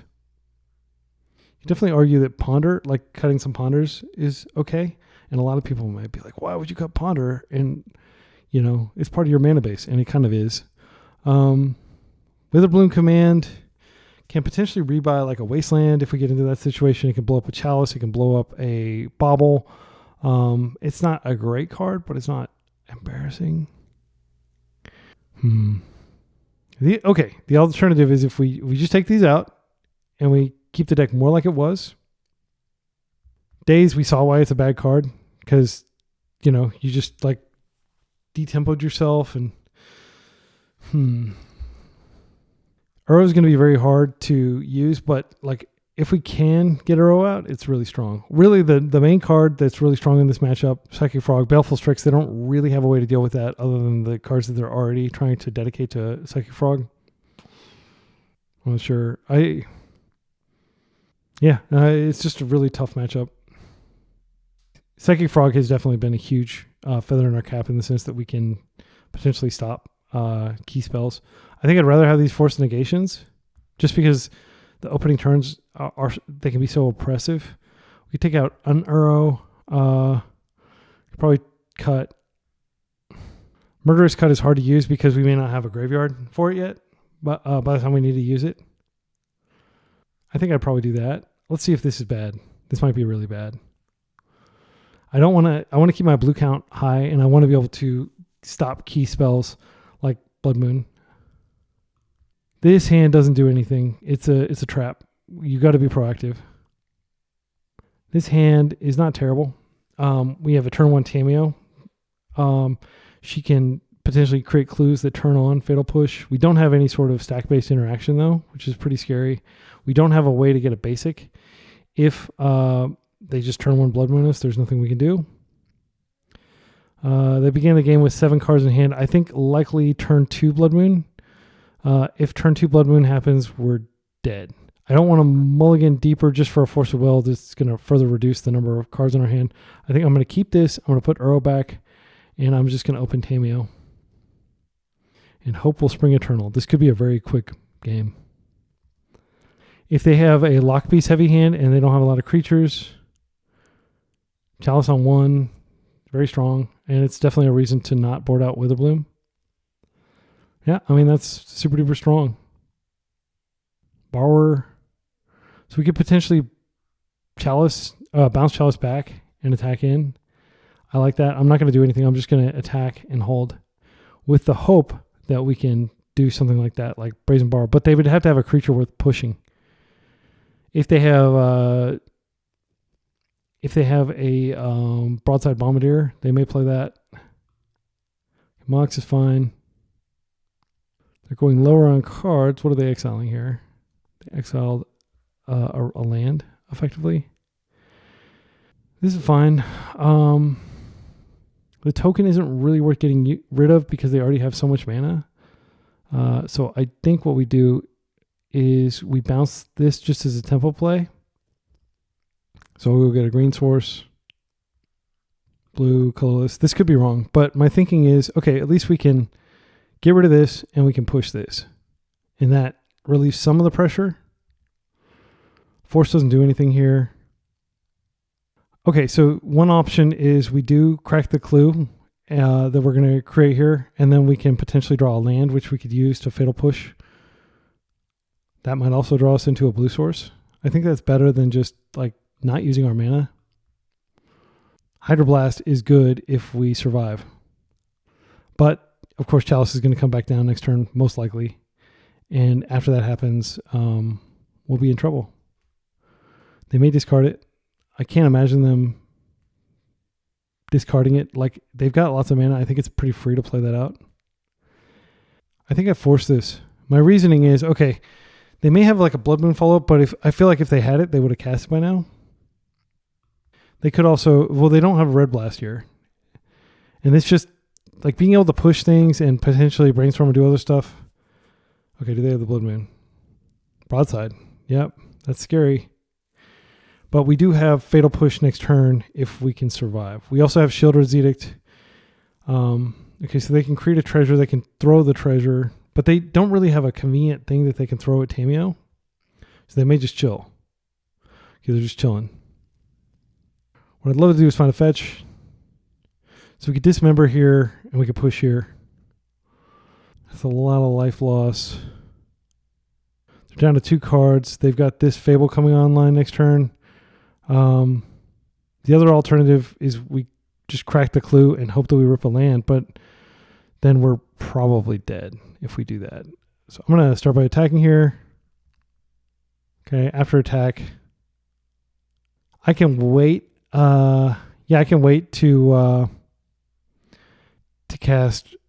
So I think we just push here, and then I can dismember the Fable or wait until before combat and then dismember. I don't think there's any reason to wait. What if they cast something really catastrophically dangerous like a Kaizo Chaos Adventurer? This effectively ends the game. We have one blue blast left in our deck. Yeah, I'm pretty sure we're dead. See what they cast here. They're playing white mana. Oh, it's just to this. Yeah, that's fine. Our best chance here is sadly just to go ahead and dismember this, because it's going to deal tons of damage. Like, it can basically kill us this turn practically. And we can crack some clues. We have to find both our island and a red blast. We don't have any other spells in our deck. Oh, another Brazen Borrower could potentially get the Blood Moon out of play for a turn. Wow. Talk about lucky. My goodness. Wow. Okay, so we might actually be able to get out of this predicament. Oh, I forgot to attack. That was a mistake. But maybe that's not terrible because I can block here. I mean, she's not doing anything, creating clues. I don't know. Maybe I'm undervaluing her here. Because if she gets out, she can do a lot of damage here. Fury's going to come down and kill her. So she's not going to be able to block. They can keep copying Fury and attacking. We're actually dead on board. Well, they're going to attack for 6. Yeah, 8. I think I'm just going to concede. Like, even though we got pretty lucky there at the end, it was just too much to surmount. All right, let's go to round 4, and let's hope that we can do better. I definitely think I very well could have made a mistake there and just been impatient. Maybe I did need to hold the Force of Will for an eventual Blood Moon effect, but I felt like the Chalice needed to be countered. The other thing is maybe I did need a mold of 5. Maybe that 6 wasn't good enough. It felt like it was okay, and I definitely didn't want to take the risk of like just getting a non-functional 5 and then having to go to 4. This deck does have 20 lands in it, many of which are fetches, so maybe it's not that bad. I think the blue-black decks are much more favored in this matchup than the 3-color decks, and certainly more favored than the 4-color decks. I think playing a 4-color deck against red Stompy, you're maybe 20% to win if you're playing like the Leyline Binding decks. All right, we're up against someone who has a history of playing Omnitel and Burn and Mono Red Prison again. So this was the most recent, but it was like, 8 months ago. I have no idea what we're up against. I'm going to keep this hand that has no turn 1 interaction, but has Daze, Brainstorm, Witherbloom Command. Yeah, if they're on Burn, of course this is great, but I doubt they're on Burn. This hand would get completely destroyed by a turn 1 Blood Moon. I mean, most of our deck would. Do we want to mulligan to a Force knowing that they likely play fast decks? I think I am. I don't like this Undercity Sewer anyway. This is not an exceptional hand. This is just an okay hand. All right, this feels better. I'm going to keep this, and I'll bottom the Bayou. Now, one of the reasons I feel it feels better is if we are up against Mono Red Prison, all we need to do is resolve a Psychic Frog, and then we're probably favored. The fact that I can, Island Ponder for a Force of Will makes this hand a lot better. Again, they may not be on red, but they have historically, even this probably plays red. No, this is just straight blue. Okay, City of Traders coming out and Vexing Bauble. Okay, that doesn't affect us, thankfully. Okay, that's a really weak start, in my humble opinion. Like, I'm not that scared of that start, and the reason is that we don't currently have a Force effect.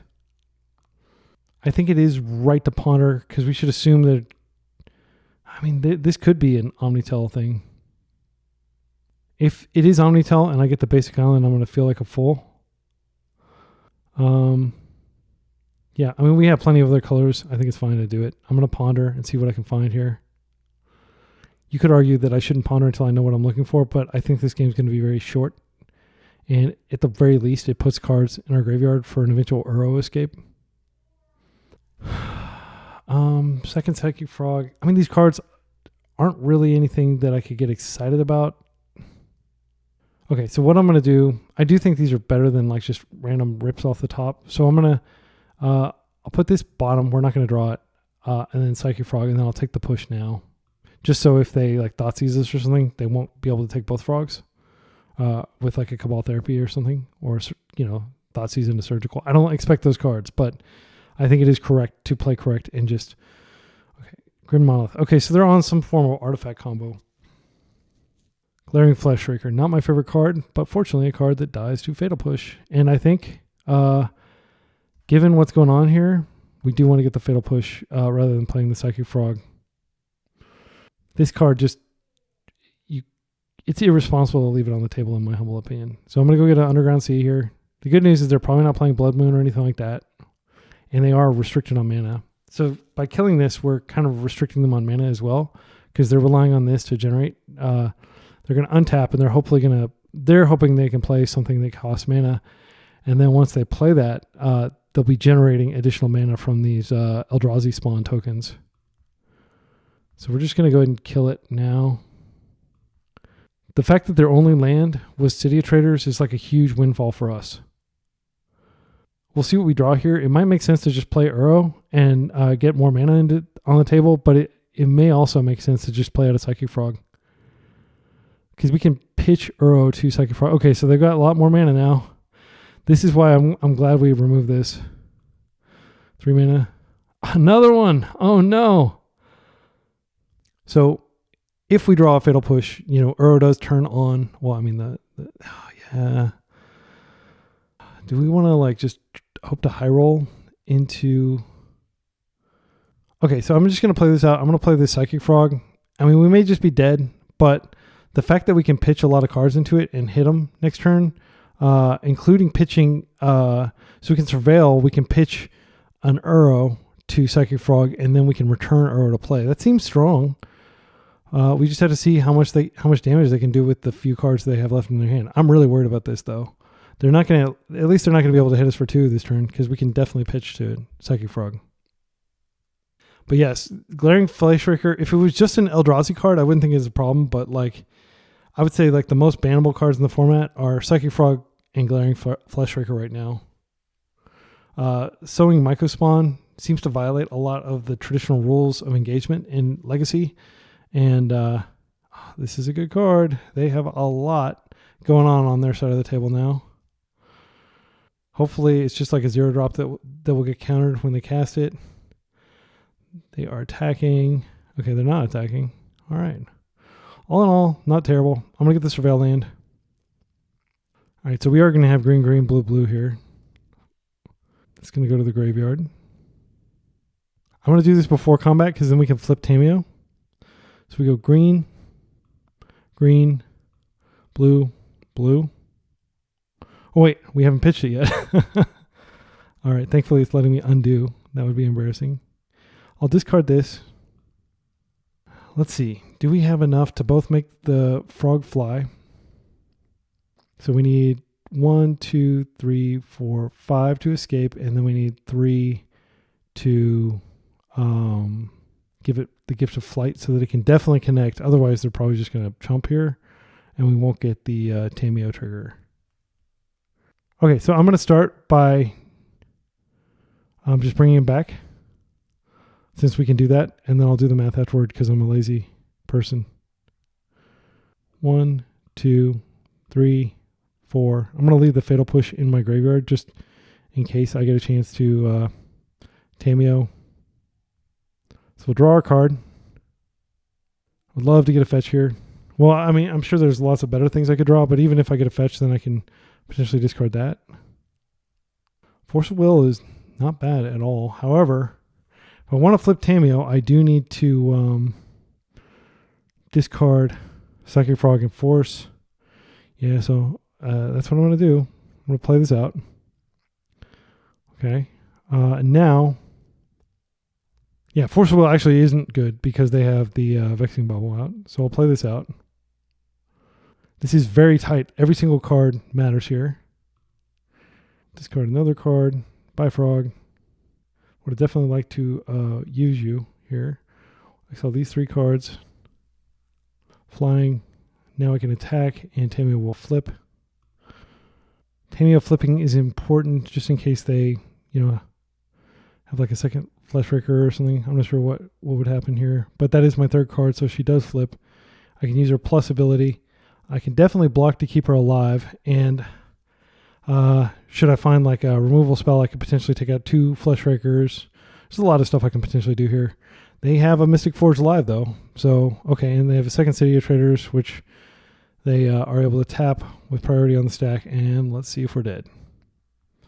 In fact, it might make sense for me to just pass priority here. Well, I've got lots of time. I might regret this if this game goes really long. Paradox Engine, I think we just lost. But I am going to let them play out their combo. Yeah, so the way Paradox Engine, I'll just describe the combo. Paradox Engine, every time you cast a spell, untap all non-land permanents you control. So they have like basically effectively infinite mana. Then get Karn.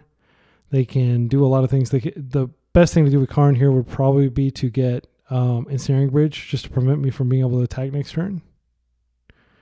I wouldn't be surprised if they did that, but there's no reason for them to ever pass the turn. Instead, they're just going to lock me out of my mana, which actually isn't that powerful because I've got like tons of powerful creatures on the table. I don't know actually if Karn stops loyalty ability, or yeah, activated ability of artifacts. So all my things are artifacts now. Okay. I'm just going to let them burn clock, and yeah, they get a whole bunch of mana here. I get pinged again. Yeah, I don't think getting the Mycosynth Lattice did anything. In terms of clock, I mean, obviously it stopped me from being able to cast spells for the rest of the game, but none of that will matter. Yeah, I mean, I consider this game over. I'm just going to see more of their deck. I think this is very similar. Like, I think Max Dorshin was the person who first created this deck. I could be wrong. Let's see if there's a way that I can like auto size cards. Okay, yeah, that's better. I didn't know you could do that. Okay. The good news is we're now ahead of on clock. The bad news is they've got 25 mana. They're cracking that. Yeah, I imagine their win condition is just like a walking ballista or something like that. I mean, technically they can win by just using Glaring Fleshraker a lot. One card in hand, but every card on top of their deck is essentially a the One Ring. So now they can draw a whole bunch of cards with Manifold Key. Yeah, I'll just stop narrating, and I'll just let you know once they've finished. All right, and the way that they beat me was they just burned me out with double Glaring Fleshraker. So they don't need to necessarily have a win con other than that. Leovold does stop them from drawing a whole lot. I don't think it's strong. This is strong. This can kill a Planeswalker. I don't think Fatal Push is good. The only creature they have in their deck is the Glaring Fleshraker, which, you know, Dismember is more effective at killing that because I don't have to turn it on with Fatal Push. They could potentially have other, but like this Shieldred's Edict is definitely better in my mind. These Force Negations are great. These Consign to Memories are great because pretty much everything in their deck is colorless. I don't know if they play any Urza Sagas. I didn't see any, but like I can't imagine them not playing Urza Saga. So I think Dress Down is an include here. Other cards that we don't really care about. Baleful Strix is not good. They're not going to be winning by attacking. Oh, okay, and that's enough mana. Like, so we're not going to change anything about our mana base. I think Daze is still alive. As crazy as that may sound, we may be able to daze some important spell early on. We just need to get their hand empty. Yeah, I'm going to run it like this. Witherbloom's insane in this matchup because they always have something to hit. They always have something to wasteland too. I don't even know if they play any basic lands. All right. This hand, I don't think they play any mana disruption. I don't think that Stifle is actually that great in this deck, and I probably shouldn't have put it in. I think I'm going to keep on the strength of Island Ponder. Yeah. So what I'm going to do here is I'm just going to Island Ponder. I'm not going to Island Ponder. I'm going to get a Underground Sea Ponder. Again, I don't think there's any penalty for grabbing non-basics. We have Double Daze, which could potentially catch 2 different plays in a row. We did find a second land. Psychic Frog number 2 is great, but I'm not sure if we're going to get it. But we do want this Force Negation. So if they play Bobble, we will force the heck out of that, or rather Daze. Daze is good because then we have a land to play next turn while we draw our second Psychic Frog. And our plan is to just basically get Psychic Frogs into play and keep them coming. I will Daze this. I will Daze anything. All right. So now I think we just play this out. They've already seen it. Because we don't want to have to fetch to cast anything. I'm going to be more selective about what I Daze because I do want to play Psychic Frog next turn. I'm not going to attempt to interact with that. I am going to interact with that. I'm going to force it. I'll pitch this Stifle. The reason you go after the keys is because they untap the Grim Monoliths and the, everything else. How much more gas do they have over there? They have a second one. Oh, no. All right, so I do think it's important if we can force this that we force it. So I'm going to attempt to brainstorm here. All right, and we'll just put back these lands, and this is going to resolve. I think at this point, Daze, well, we can always pitch Daze if we don't need it. Daze is probably better than a land here. If they get greedy and try to do something powerful here. But they can untap this, and then they have like 4 mana. So if they attempt to Karn here, I will force that, or I will Daze that. Yep. So unfortunately, we're just not sticking the frog, but we have to hope that their hand is empty now or close to empty. Yeah, with Urza's Workshop, they're almost certainly playing Urza's Saga in this deck. So I'm just going to play this out, and we'll fetch a Surveillant in step, and that's all we can do. We're at their mercy this turn, and they have a lot of mana. But the thing about their deck is a big chunk of their deck is mana production, and they have to have that mana to spend on something. And it's always possible that we've managed to get the thing that they would spend mana on. But if they untap in 1 ring, the game's probably over. And I think that like our sideboarding was disciplined. I think this keep was totally fine. We had plenty of interaction. But sometimes, these combo decks just get you. Yeah. And this is what I was telling you. If they just untap and slam the 1 ring, there's nothing we can do here. So Pernicious Deed potentially gets us out of this by blowing up the key. Yeah, that's fine. Okay, more stuff. They have Metalcraft now. Okay, so I'm going to get a Surveil land. And I'm going to fetch away the fetch that's on top of my deck. We're going to get Undercity Sewer here. That doesn't do anything. I am very happy to surveil that away. So even if we successfully brainstorm, we're not going to be able to get rid of this immediately. We just don't have the mana. I think it's better to go ahead and get Psychic Frog online. So I think what I'll do is I'll play Psychic Frog and I'll hold up this fetch that I can use with Brainstorm next turn. Because if we start connecting with Psychic Frog, I mean, our fortune could change, but they're going to get 3 cards here. Or they're going to get 2 more cards, and they're going to draw a card. And then they're going to get 4 cards. Yeah. I think that this situation is already spiraled out of control, and it has to do with them having 3 keys. I don't know how many keys they generally play, but I wouldn't be surprised if it was like 8. It's so good here. Yep. Yeah, and there wasn't any 1 mana thing that we could rip to get rid of this key. We need to rely on Witherbloom Command to get rid of it. So the best thing we could draw would be like straight... Oh, yeah, no, they have 2. The best thing we could draw is Pernicious Deed, but unfortunately Pernicious Deed, we're going to be able to play, but it's going to take another turn to actually use it to get rid of these keys. So you can just see how brutal it is. Like they're drawing a ton of cards here. Yep, they've got more mana. They've got 6 cards in hand. There's no way we're winning this. I'm just kind of playing it out. If you ever get bored of like watching me play it out, I like to play it out. Like Reed Duke will always play out his matches, no matter how hopeless they may seem. I've never seen him prematurely concede. Maybe he has at some point, but like he's famous for just playing it out. I mean, there's no way we're winning this. But I just wanted to mention, like, there's timestamps in the description. You can like scrub through things on YouTube. Feel free to skip a match if it's like totally boring. I totally understand if you would do that right now. Okay, so they stopped. I don't know why they stopped. That's weird. It seems like they can keep going with Mystic Forge. Maybe they hit a land. All right. So we are going to be able to attack and potentially do a damage and potentially get a card to their many, many cards that are drawing there. I think it is correct to attack first. We're not going to deal lethal damage even over 1 or 2 turns. I don't think restricting their mana does anything. I'm just going to attack here. see what I draw, and then I can make a more informed brainstorm decision because I'll have more cards to see. Okay, so we're going to brainstorm first before we play a land. Shield Reduce, consign a memory.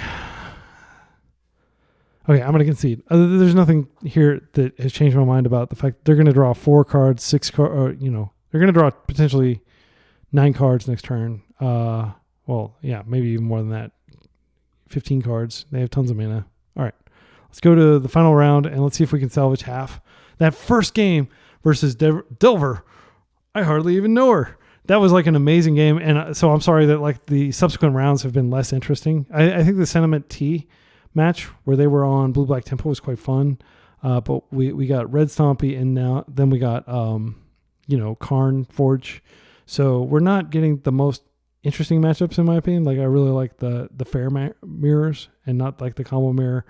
I guess you could call Moon Stompy kind of a fair deck, but it's like a pure aggro, prison deck. Anyway, I'm having fun. I hope you're having fun. If you're having fun, smash that like button, as the YouTube creators say, and encourage you to follow. I have a huge archive of videos that I think it's only like 15, so I say huge, but like I think Bosch and Roll probably has like 1,000 videos or something. Thrabe and you, they're great. But I am building it, and I'm hoping to publish a video every weekday. That's my dream, and we're prepared for our next match. Let's do this. All right, we're up against Xiaoguozi. I have no idea which tones those characters would have, but if you just read the pinyin without the tones, it's pronounced Xiaoguozi. But like in reality, it's probably like little pot or something like that is how you translate that. This is like a surprise URO hand where we stifle the URO trigger. I kind of like would love to do that. I have no idea what they're playing, but this seems like a totally defensible keep. And I will attempt to see if I can even do Chinese input. I've never tried it within the Windows virtual machine. It's not letting me change the language, so I'm not going to be able to type to them in Chinese. Yeah, okay. Vexing Bubble resolves. So it looks like we're up against Moon Stompy, most likely. We are not super well equipped with this hand to fight Moon Stompy. I think our best bet is to be able to emergency fetch an island and aspirationally fetch a surveilland. Unfortunately, this daze isn't going to do anything. So the best that this can do is potentially push, like if they have, okay. Well, this is good. We might be against Painter because generally Moon Stompy doesn't play. Oh yeah, we're up against Painter. I don't mind playing against Painter. I like Painter. It's a lot more fun than playing against Moon Stompy. Okay, so what I'm going to do here, the responsible thing is to just go ahead and push it. But they don't have any artifacts in their yard. I'm going to be wasting next turn for sure. I'm not going to let them get any value out of that. So let's think through the line. Assuming so I'll just go ahead and get my Surveilland. I'm not worried of Blood Moon. Generally, Painter, if they even play any moon effects, it's like a maybe like 1 or 2 Mages of the Moon in the sideboard. Magus? I have no idea how it's pronounced. Seems like a card that I don't want to throw away. I'll keep it. All right. URO is probably not going to go very far, sadly, just because URO is a blue card, and their deck probably has a very large number of force effects, or red elemental blast type effects. Welder number 2. Okay. Yeah. I think most likely I'll just start working through these. I was going to get rid of it anyway. I'll just get rid of it and save the life. Witherbloom command is so good here. Oh my goodness. This is like by far the best top deck. You're about to see how powerful this is. So they are still going to be able to get a card off this, but we're going to get it out of play. Black, green. Actually, I'm not even going to kill the bauble. I'm just going to get my wasteland back. Because if I kill the bauble, they're just going to, and I don't really care about the bauble much right now. So wait, what did I do? Let's try again. I was giddily, planning. So I'm going to mill myself, and I'm going to just kill the creature. And I will get back. I'm not actually sure what I'm going to get back. I'll see what I flip. I think the wasteland makes sense. We got a second wasteland, but I do want to get URO online. But I think getting URO online is like a lower priority than just keeping their sagas in play. Yeah, if I'd gotten fetch land, I would be able to brainstorm and stuff, but okay. So Wasteland was probably the wrong call here. Unfortunately, I can't stop this because of Bobble. Had I killed the Bobble, they would have drawn a card, but I would be able to daze this. But I think it was most important to get the Welder out of play, and I didn't have a land to play, so yeah, I mean, you could definitely argue that like that was suboptimal play. Here we could play URO and we could just ramp toward it, but we're 2 lands away.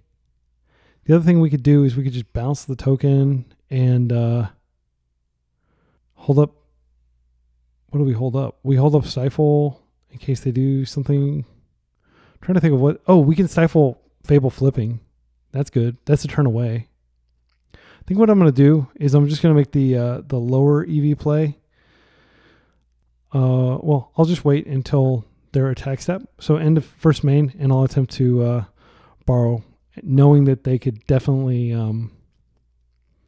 But that way they don't have the information about whether they're going to be able to get to attack step. If they didn't use it, okay. Well, I'm just going to go ahead and bounce here. Restrict their mana a little bit. They are a mana hungry deck. If they blast here, that is okay. It's not the end of the world. Much rather have them use that on that than on my URO. Okay.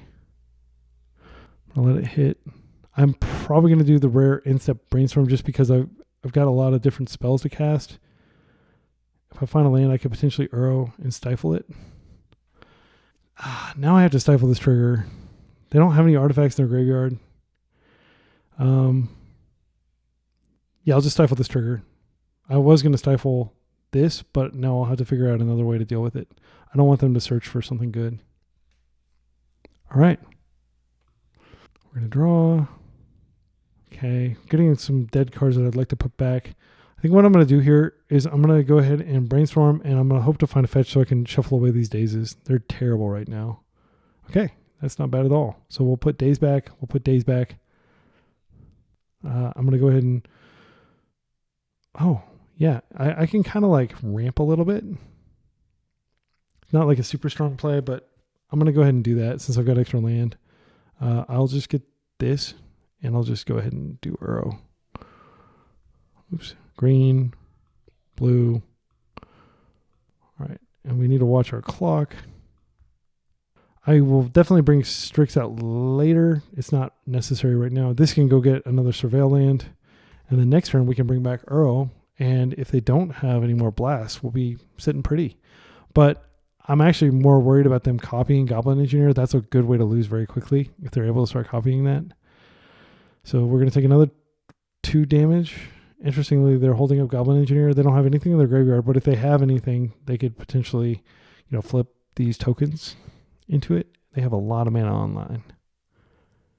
2 cards in hand. This is pretty scary. I will let it resolve. Okay, blue. No surprise there. Let's go ahead and surveil. I'm so glad. Brainstorm is so powerful. Like what you just saw right there, like it's kind of like Ancestral Recall, like 2 cards that did literally nothing replaced for cards that do stuff. Graveyard. We got to find removal. All right, we found a force that doesn't do anything. We're dead next turn, by the way. They can flip this in. We have to brainstorm. We don't have the luxury of bringing URO back right now, sadly. So I'm going to brainstorm here. They have 1 card left in hand. Okay, Fatal Push kills the Engineer. The alternative, of course, is killing Kiki Jiki herself. I'm going to put this back. Strix is not super good here, in my opinion. It's not bad, but I'd much rather have Psychic Frog online. Okay, so this is the decision. I think what we do, bring URO back, and we push the Engineer. Oh, we can't do that because we don't have enough colored mana sources. So what I'm going to do is I guess I'm just going to play out a Psychic Frog, but I am still going to push the Engineer here. Maybe it makes sense to push Fable or Reflection instead. We push Reflection. Then they can't copy Engineer. Yeah, I'll do that. I'm just going to go ahead and Ponder as well. Oh, no. Do they have a freaking Blast here? Yeah, they had like an insane draw. Nothing I can do about that, sadly. So I'm going to Ponder here, and I'm going to try to find another removal spell. I have to shuffle this. Yeah, we're dead. I will... I'll go ahead and play out the Frog, because they may not realize they have victory on the table. But like they definitely do. All right, and I'm just going to F6 here. Let them burn up a little clock. I don't even really care if they see my deck. They've already seen enough. I just want them to use as much time as possible. Oh, okay. So I am going to block here. How do I turn off the... I turn off auto yields. Okay, I'm going to turn that off so I can discard here. Block here. It should allow me to discard. Okay. Now I should be able to discard. Discard a card. Okay, good. Now I can F6 again. I don't think that does anything. I think they're still just going to mill me out, but now they can make a copy of Engineer. They can go get Painters or whatever it's called, and then they can flip one of these into the Grindstone, and then they can activate. Yeah. So they had 2 blasts, which is, I mean, they're probably playing at least 6. So it's not like they got super duper lucky, but they did have a good hand. Good representation of cards. They had precisely the last card they needed to be able to kill me. Yeah, so I don't care. I'm just going to wait. And then they have to pass for the turn. I don't care if they see my deck. All right, they can take all the time they want, and I'll just die. Okay. So I have a lot of good stuff for game 2. Let's see if we can get that going. Okay, so now Spell Bomb is actually not terrible against them. It's not embarrassing, but actually what's much better is Ground Seal. Ground Seal is so good against them because it cantrips and it shuts off a lot of their outs. In terms of using the graveyard, I think these are good. I think Consign to Memory is probably better than Daze here. Daze is pretty bad because they have the Vexing Baubles and they do have like big mana. Even on the play, I think Daze is bad. I think Force of Will is not great. All right, I'm back. So, yeah, a little spat between my kids. I'm thinking about taking the Forces out completely. That may seem totally reckless and crazy, but my reasoning is they're playing Vexing Bauble. They're also playing Blasts. Do I really want to go down 2 for 1 for something like that? I don't really think so. Oh, Deed's good. I think I want to play to the board. So cards I can cut, I think it's totally fine to cut 1 or more URO. Even if I manage to get URO into play, it's not that powerful. And I think I can cut maybe a Stifle is pretty bad. Stifle doesn't hit their lands. I think once you're not hitting, once your Stifle is no longer a 1-mana sinkhole, it gets pretty bad pretty quickly. We're keeping all our removal in. We could even bring in a Shielders Edict, but it's too late. I may bring in Shielders Edict for game 3. If there's a game 3. This is not a good hand. I'm going to mulligan this. This is a great hand. Yeah, this is awesome. This has everything we need. I think it's unlikely that they turn 1 Fable. So I do think I'm going to just make good use of my mana and deploy a Now Spell Bomb for starters. What do I want to put back? Brazen Borrower is kind of removable. I think we put back the second Psychic Frog. We may regret that. They mold the 6 as well. All right, I'm gonna just start with this and keep the fetch up in case we rip a Brainstorm. They have 4 minutes on us, so we need to play quickly.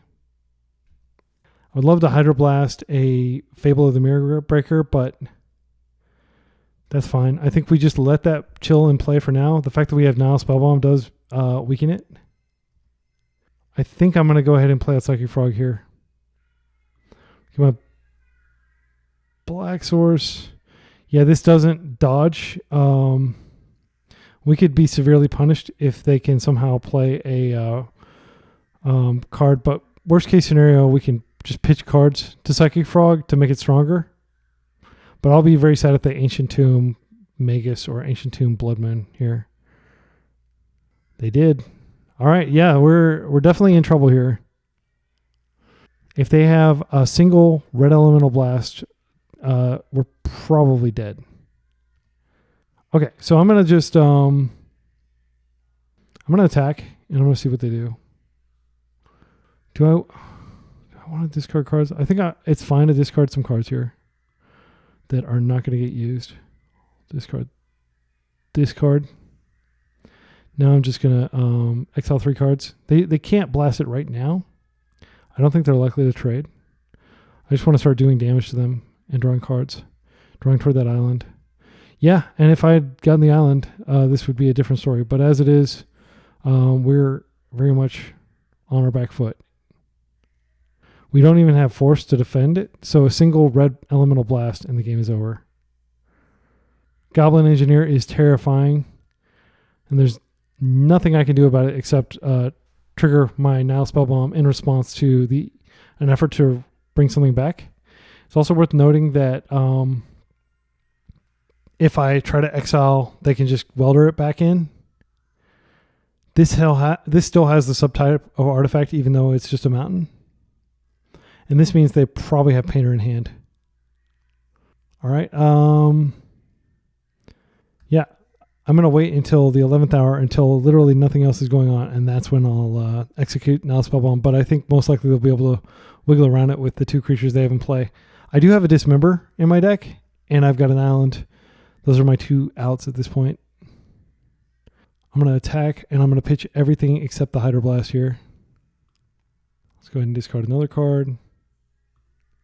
And let's discard this.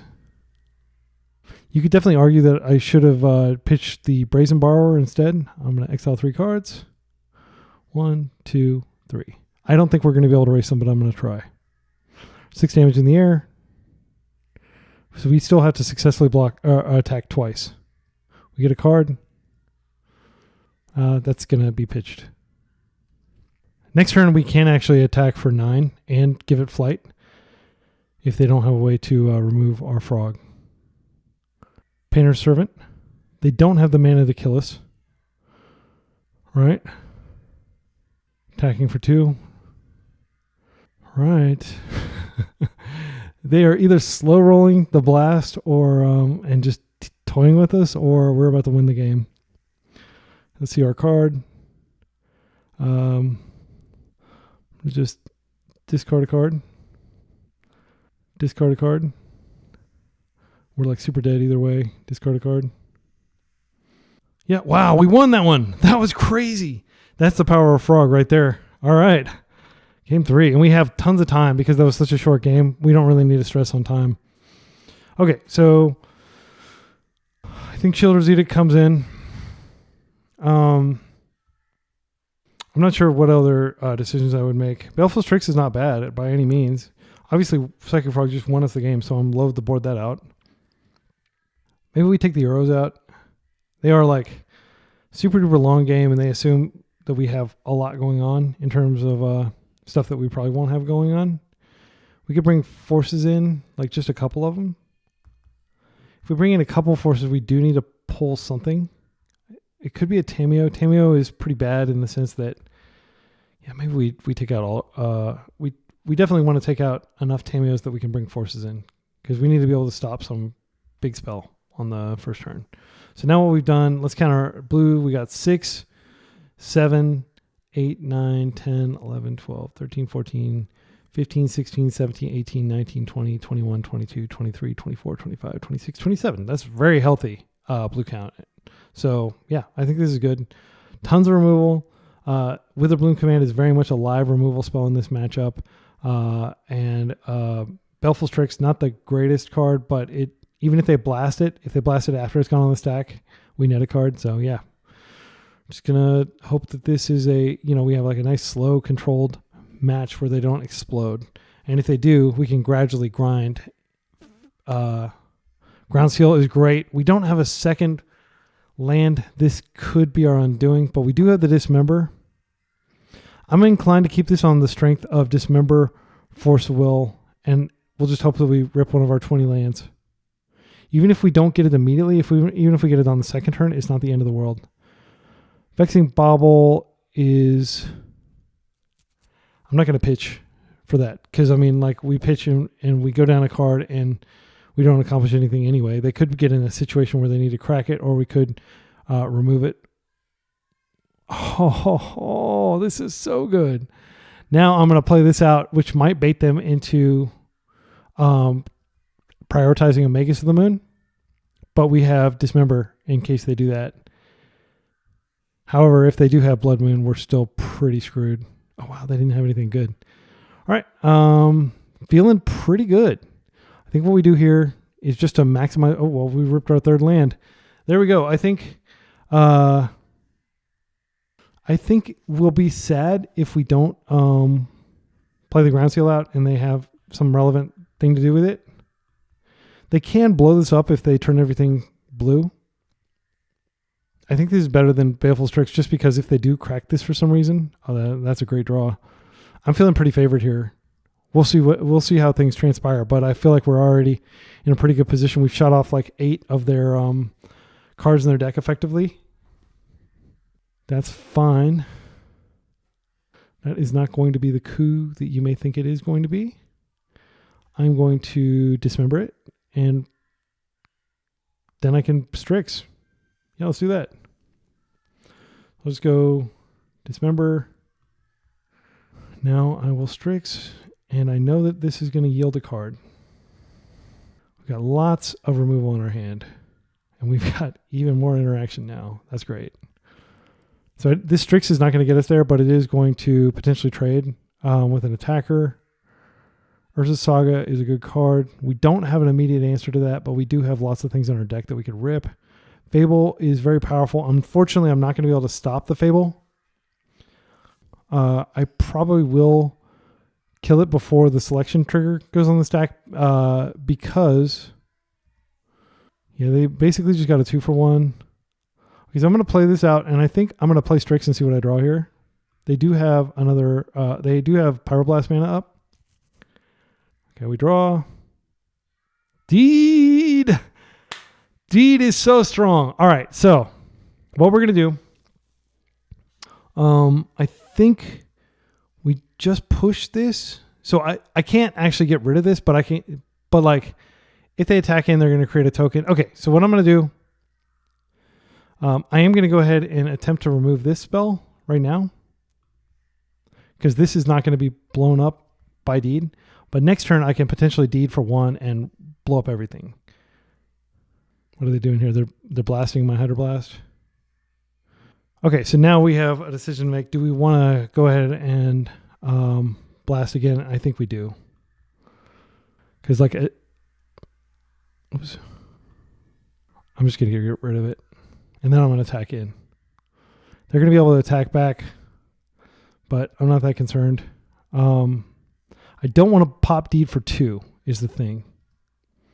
I just want to get rid of these 3 things. And if they play an artifact land, that would be just amazing. Okay, so they're going to be able to take this up, and they'll have the ability to fetch here.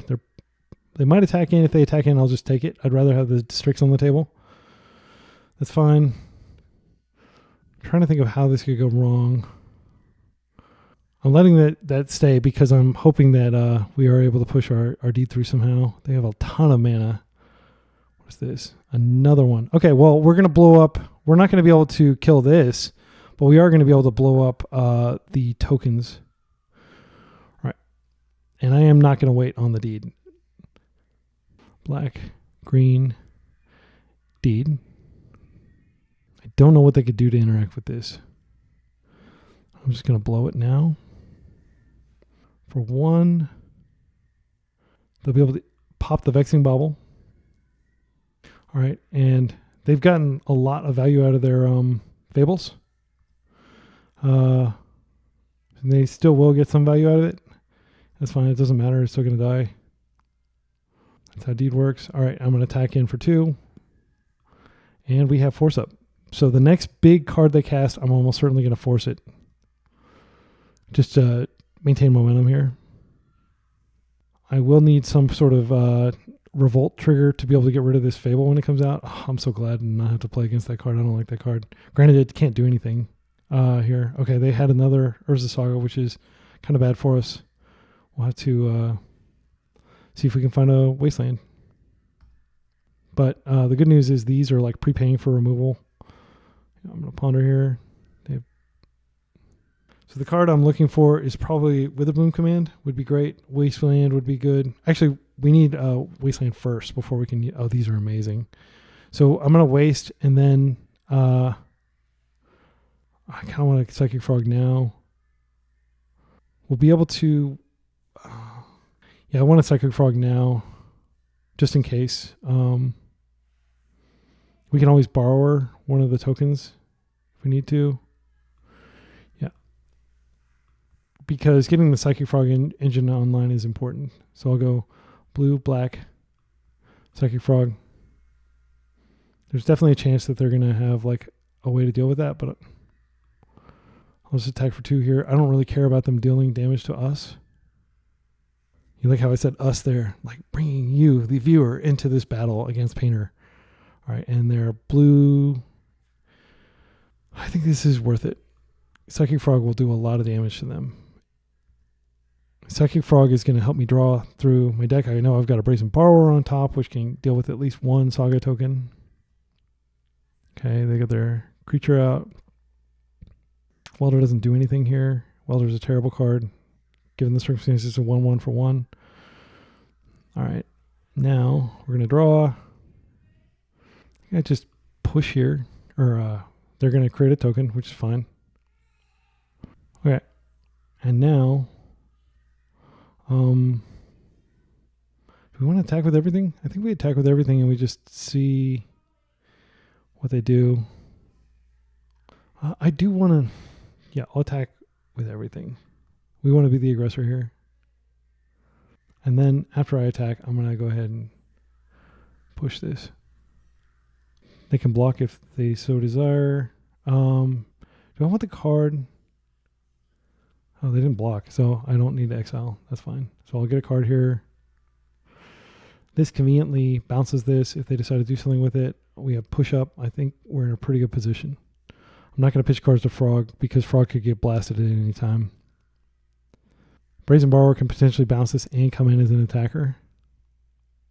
I don't care about the other guy, but I do want to just get this out of play. All right. And we'll take your 1 damage. Got 8 minutes, 30 seconds on the clock. No time pressure. Even though they have tons of time, I think we have enough to close this out. Another Fable is very good. For the sake of mana efficiency, I am going to go ahead and push this now. That may seem like greedy, but like I want to definitely bring out my Borrower next turn. I want my Frog to be able to connect. Dress down is quite good. Go ahead and attack with everything. They're undoubtedly going to be sifting through their deck to try to find a Pyroblast. I've already used both of my Hydroblasts. I'm trying to think of what could be in my deck that could be good.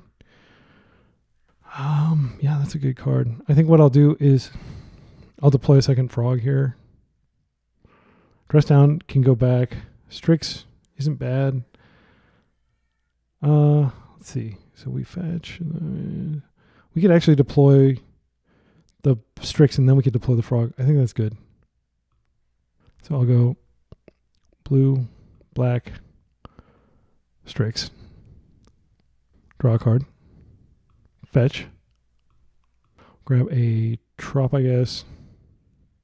Maybe it makes sense to grab a Bayou here.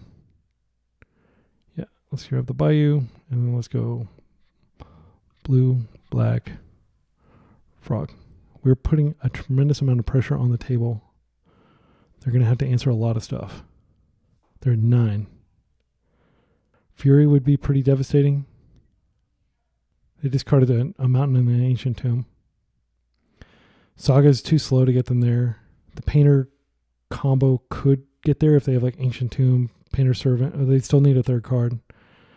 Again, Welder does nothing thanks to Ground Seal. I'm hoping that my opponent is thinking very hard about Resignation and not thinking really hard because they drew some amazing card. You are only luck but skillless player. Thank you. Okay. You are only luck.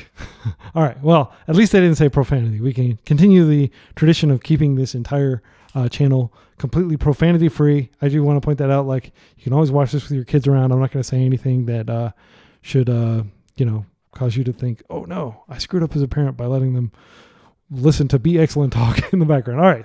So that was a 2-3, not great, but I think we performed pretty well. The first game was just ridiculous. It was so intense. An amazing game. Definitely one of the best games I've played in a long time, maybe ever. And of course, MVP of the stream, Witherbloom Command. It was good in most of those matches. It was certainly absolutely essential. I think it was the only card we could have drawn in round one to save us. So what do I think of the deck? I'm going to continue to brew. I do like Baleful Strix. I do think it's better right now than Orcish Bowmasters. My reasoning being that, it's like prepaying for removal. Orcish Bowmasters is a great card when you're an aggressive deck. And when I play like a Nethergoyf deck or something, I'm definitely going to not have Baleful Strix, but instead have Orcish Bowmasters. But in a deck that wants to sit back and accrue resources, I definitely think Baleful Strix is the way to go. Whether 3 Baleful Strix is the correct number, I'm not sure. There were a lot of situations where we had a lot of cards in our hand and we weren't able to cast them all. The sideboard felt incredibly tight. I don't know about Leovold. He is a lot of mana and he does die to Fatal Push. It could be that this is better being like Narset. The main reason I'm not playing Narset is because it's very high likelihood that you will whiff if you're playing 16 creatures and you Narset. You really want to be playing maximum maybe 6 or 8 creatures to be able to play Narset and be able to reliably find instants and sorceries in the top. Just real quick, let's do some hypergeometric math. I'm going to go to calculator. It's called Aether. Somebody built this Aether Hub. Yeah, it's a cool thing. So let's say hypothetically you have 60 cards in your deck, and let's say 30 of them are instants and sorceries. Oh, wait. So the sample size is going to be 4. You have 30 successes, 30 potential instants and sorceries. And so let's say you're playing 20 to 25 lands and then some number of creatures. But half of your deck is instants and sorceries, which Narset can hit. By the way, if you don't know Narset, Parter of Veils, extremely strong card that is going to be really good. I would argue it's really good right now, but it's definitely weaker, like all Planeswalkers, thanks to the presence of Orcish Bowmasters. Let's say hypothetically Orcish Bowmasters were banned, then Narset would just come out and totally thrive, and she did before Bowmasters were printed. A lot of people were playing 4-color control decks, things like that. But just to show you my point about it, okay, we got 30 cards, 30 instants and sorceries. Now we're 94% chance of when we activate Narset, which again, -2, she's a 5 loyalty Planeswalker. Look at the top 4 cards of your library. You may reveal a non-creature, non-land card from among them and put it in your hand. Instant sorceries, maybe artifacts, but non-creature, non-land, right? That dramatically limits the types of cards that you're likely to reveal, right? But yeah, that means 1 out of every 20 times you do that, you're not going to get a card, which is pretty devastating because you just minus her loyalty. And the whole reason you're paying 3 mana for this, other than the static ability, which is very powerful, each opponent can't draw more than 1 card a turn, is because you want to be able to flip it. Now, that's really good. 19 out of 20 times. It's pretty reliable, right? But let's say, hypothetically, you're playing my list. Okay, how many instants and sorceries do we have? We have 24 others, right? So 24, all of which are instants and sorceries. We've got 8 plus 8 plus 8, 24. Okay, let's take a look if we do 24. So the probability is going to drop quite a bit here. It's going to drop to 90% or less, I think. Yeah, 87. So that means see, how do we figure this out? I'm trying to remember the math to figure out what the chances are. So what is it, 1 divided by 87.9 or that's not how you do it. I think you divide this by No, because that'll just represent itself. There's some express percent as a fraction. Google's very bad at doing these types of things, but they did find something. Thanks for math. Okay. Wow. That's so helpful. Thank you. Thanks for math. You really like save the day there. Like with, okay, how do you reduce that fraction? Is there, okay. I'm just embarrassing myself with my American educational skills here. Yeah. And everybody's just like, here's a reduced fraction. And then and round it. Can you round it maybe? But it's like 1 out of 9, 1 out of 8.5 flips is not going to work basically. So that's a lot less dependable if you think about it. And that is why I'm not considering Narset for this current build. However, Leovold seems to be pretty good. Like that static ability is really good. It's just that he does die to a lot of removal. He dies to Blue Blast. He dies to Daze, of course. It's a 3-mana creature.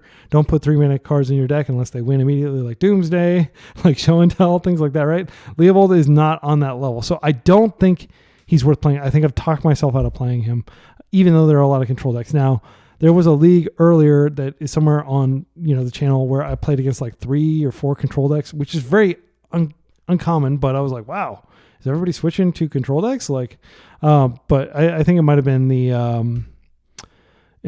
the league where I played with Samwise the Stouthearted.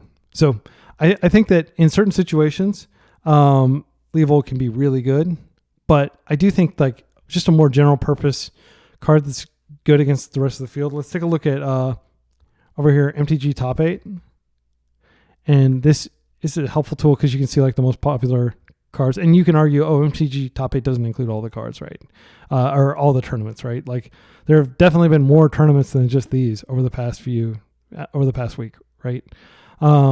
But it's a sampling, and you can see the control represents 16% of the meta. 16%, right? So like our deck, Beanstalk decks, Cradle control type decks, like Stifle Knot decks, right? Like everything is, like in here is just 16%.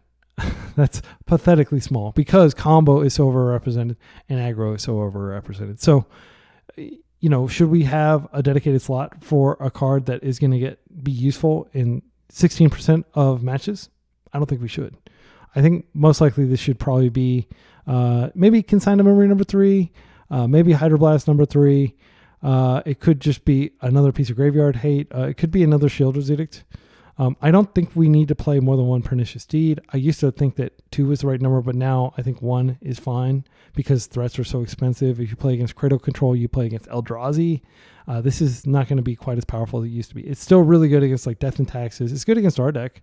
Maybe, in the mirror, I'd probably border it. Well, would I border it? I don't think I would actually. So this is like a marginal card that I think is just barely clinging to playability in Legacy right now. Now, if the meta changes dramatically, it could become very playable again. If we played white, I think Wrath of the Skies is a pretty good card, but it has the same problem. You're dumping a ton of mana into something that can be dazed or forced, and you could like basically time walk yourself by casting a card that costs a tremendous amount of mana. So I'm not sure really what this slot should be. I do think Pernicious Deed is what the slot should be, but I'm not sure what this slot should be. And if we look at like people playing this type of deck, Bug Control, I guess is what is qualified as here. And you can see Bob Buttons rocking the Bug Control. This is his list. I think I might try this list, even though I think it's less powerful than our list. I mean, he did do like, I think this just means he got a 5-0. But basically, he's playing no basic. He's playing a basic island. So his mana base is almost exactly the same as ours. He's just playing 1 fewer fetch land. He's playing 1 additional wasteland. So we're going to have slightly less, mana screwing going on by virtue of playing fewer. I think he's playing 4 days, which seems way excessive. He's playing 2 Abrupt Decay, which I don't know about Abrupt Decay. I mean, you can argue that it's never been better, but it's still, a 2-mana card that, like, if you're color screwed, I would not play his mana base. Okay, so here's what I would do. Let's say hypothetically I was taking this deck. I would, and maybe I'll try it. Maybe I'll try it right now, actually. The next video might be this. Okay, I talked myself into it. I'm going to do this for the next video. I'm going to make a few minor changes to his deck. Let's just export this from MTGO. And then, all right, we're back. I wasn't able to successfully import the deck list, so I had to build it from myself. But this is Bob Button's main deck.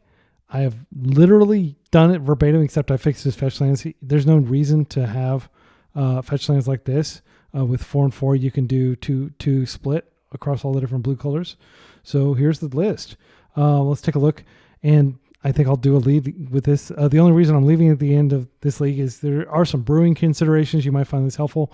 But basically, we've got our 8 fetches, which I would normally like to play 9, but we are playing 2 Lorien Revealed. So this does technically have more blue sources initially when we play out of Wasteland than my Bug Beans deck.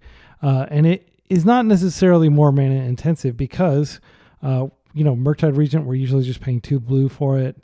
Psychic Frog, up the Beanstalk.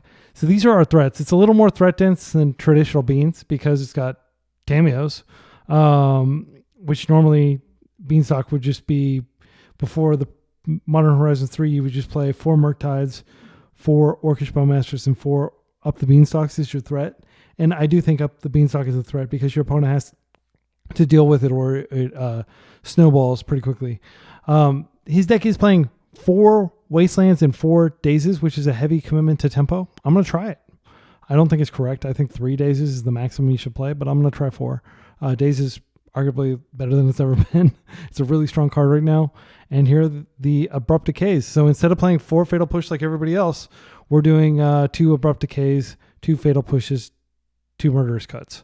So before Modern Horizons 3, this would be a very reasonable split, but usually people would play Shielded Edict in place of Abrupt Decay. But I can see a lot of merit in just being able to kill that frog dead. So we'll see how that works. He is playing kind of a weird sideboard here. This is not his exact sideboard. So his exact sideboard is 4 Thoughtseize, 2 Torpor Orb, and then he's got a Pernicious Deed, a Shielded Edict, 2 Spell Bombs, and a Surgical. So he's got 4 graveyard cards. So I brought those 4 in. And what I did was I don't like the fact that he's not playing Hydroblast. I think Hydroblast is really strong. Like in Painter, we saw that Hydroblast saved our butt. It saved our bacon earlier. So I do think we should play Hydroblast. And Consign to Memory, I feel like is so strong. So I'm not sure what to cut from his list. I think probably we cut like 1 of the Thoughtseize and we just go down to 3 Thoughtseize.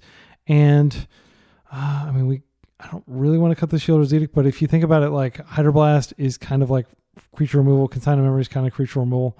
So I think if there's any card in here that makes sense to cut, it's probably the Shielded Edict. Consign to Memory can come in a lot of combo matchups. The reason Torpor Orb is strong here is it doesn't affect any of our threats, and it also doesn't.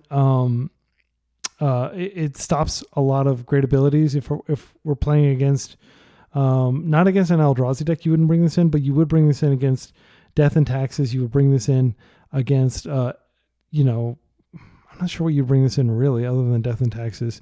It does stop the win the game trigger from Thassa's Oracle, so maybe you bring this in against Doomsday. I'm not sure. They might be able to find a way to bounce it or otherwise remove it. It's got such cool art, though. I love this card. All right, well, I'm going to try 1. And so this is what I'll try during the next league, which will be a subsequent video that you should see tomorrow if you're watching it, or it's already published, unless if you don't just like sit around waiting all day, like when's Be Excellence video going to come out? So I've been publishing at 7 a.m. on weekdays. And I've got everything like scheduled. I've got it, like a lot of this stuff largely automated. The editing, the mixing, the mastering. I've used scripts to automate a lot of that stuff. So I can just play. I can walk away. I can go do work, play with my kids, and all that stuff will be done. And then it'll get uploaded to YouTube. It's not completely automated. I don't want you to think like I'm a super genius, but I did automate a lot of the rote work. So I'll be publishing these every weekday, 7 a.m. Be sure to like swing in and like, even if you don't have time to watch the whole thing, like it and watch a little bit, maybe watch the first few rounds. I'm going to have detailed timestamps so you can skip around. Like this one, for example, this section at the end, I'm just going to put brewing as the timestamp for this. But I hope you enjoyed watching this league, and I hope you're excited about me trying Bob Button's Up the Beanstalk list. I have played a lot of Beanstalk. You can watch tons of videos of me playing Beanstalk, but I've never played a Beanstalk deck that had 4 Dazes. So it'll be interesting to see Bob Button's balls to the wall Beanstalk list. And until then, be excellent to each other and party on, dudes.